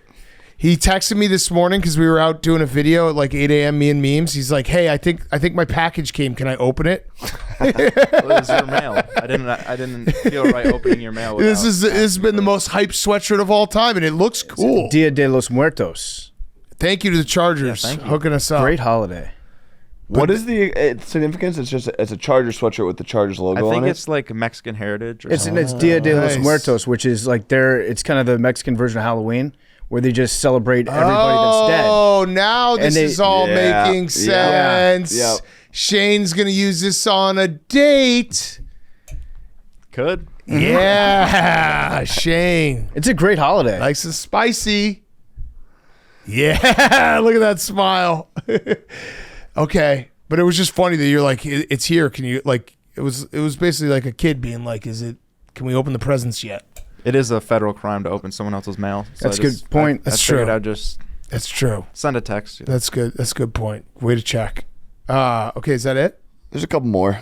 Would you agree to your team winning the Super Bowl in exchange for you never being able to watch another NFL game afterward for the rest of your life? Oh, no. You get to watch the Super Bowl season, but you have to ride off in the sunset like John Elway and never watch another game. Would your team be guaranteed to never win? I would do this. So the question is, would I watch my team win a Super Bowl, but then I'm not allowed to watch my team, or I'm never allowed to watch football again? Another NFL game. No, the answer's no. I can't do it. The answer's no. I can't do it. That's too far. That's too far. Now, would it be difficult if it was saying you can watch your team win a Super Bowl this year, but you'll never get to watch again, or you can watch the rest of your life, but it's a guarantee your team will never even go to a Super Bowl? I think I still would have to watch. Yeah, I mean, I'm going to watch regardless. Life without football would be brutal. It's no life at all. Brutal. Oh, my God. I can't even think about it. I'd just move abroad. The only way I would consider it is if my team won a Super Bowl and I'm not allowed to watch football anymore, but my team continues to win Super Bowls, but I can't watch. But I just know that I'm a champion. Yeah. Okay, last one. Has a hip drop tackle been called in a game this season? I can't recall seeing one called. Want to get your opinions on the NFL enforcing this rule only by fines and not during a game. Seems like it misses the point of preventing injuries if it is not enforced in game. Yeah, I don't think I've seen one. In fact, I've seen a couple hip drop tackles that should have been called that weren't called. But I don't know that I've seen a ref throw a flag on it. I feel like this was the NFL just trying to scare defenders before the season. Be like, hey, this is a penalty now. Don't do it anymore. Right. I've seen them. Yeah, the tackles have happened. Yeah, I think someone's even been injured on it. But yeah, they just don't call it. It's just such a weird thing that they tried to legislate, because it's like if you tackle from them behind and then you use your body weight to bring them down, it sounds a lot like a normal tackle the way they describe it. Yeah, I'd agree. Okay, good questions. Should we do numbers? PFT and memes, you ever gotten this? No. Nope. You guys have never gotten this? Sadly, we have not. PFT will get it one day. I won't. Memes is going to get it. Nah, PFT. No, you fired Bob Salah. All right, numbers 3. Yeah, sorry. 80. 5. 99 Pug. Also, Mike Florio Florio today. Oh, what'd he do? He said that Bob got escorted out by police. Oh. And everybody ran with him. No chance. He got walked out by police? Well, security. He's had to be escorted out. I feel like that's pretty standard, right? Yeah, well, that was the thing. They were like, he just walked into his car. Yeah. Oh, man. When Big Dom gets a chance to escort Sirianni out for the last time. That would be emotional. It's going to be like in Goodfellas when Tommy walks in to get made. I thought it was going to be like Silvio with Adriana. Oh, yeah. Or like when he's suffocating in the car and then Tony comes up to him and finishes him off. You're a junkie. All right. Everyone say their numbers again. 3? 80. 5. 3. No memes. I'm sorry, but I don't know if you heard me. I said 3. You said 3? Yeah. The only way you're going to win is if I get you off this number. 69. There you go. 99 pug. I'm helping you, memes. You're never going to win with 3. Yeah, but what if you win? That would be awesome. 21. What if this is 3? It's going to be 5. Memes will try to fight me. It's going to be 5. Here it comes. Here comes 5. Number 5. Number 5. 51. 51. Be on your toes, memes.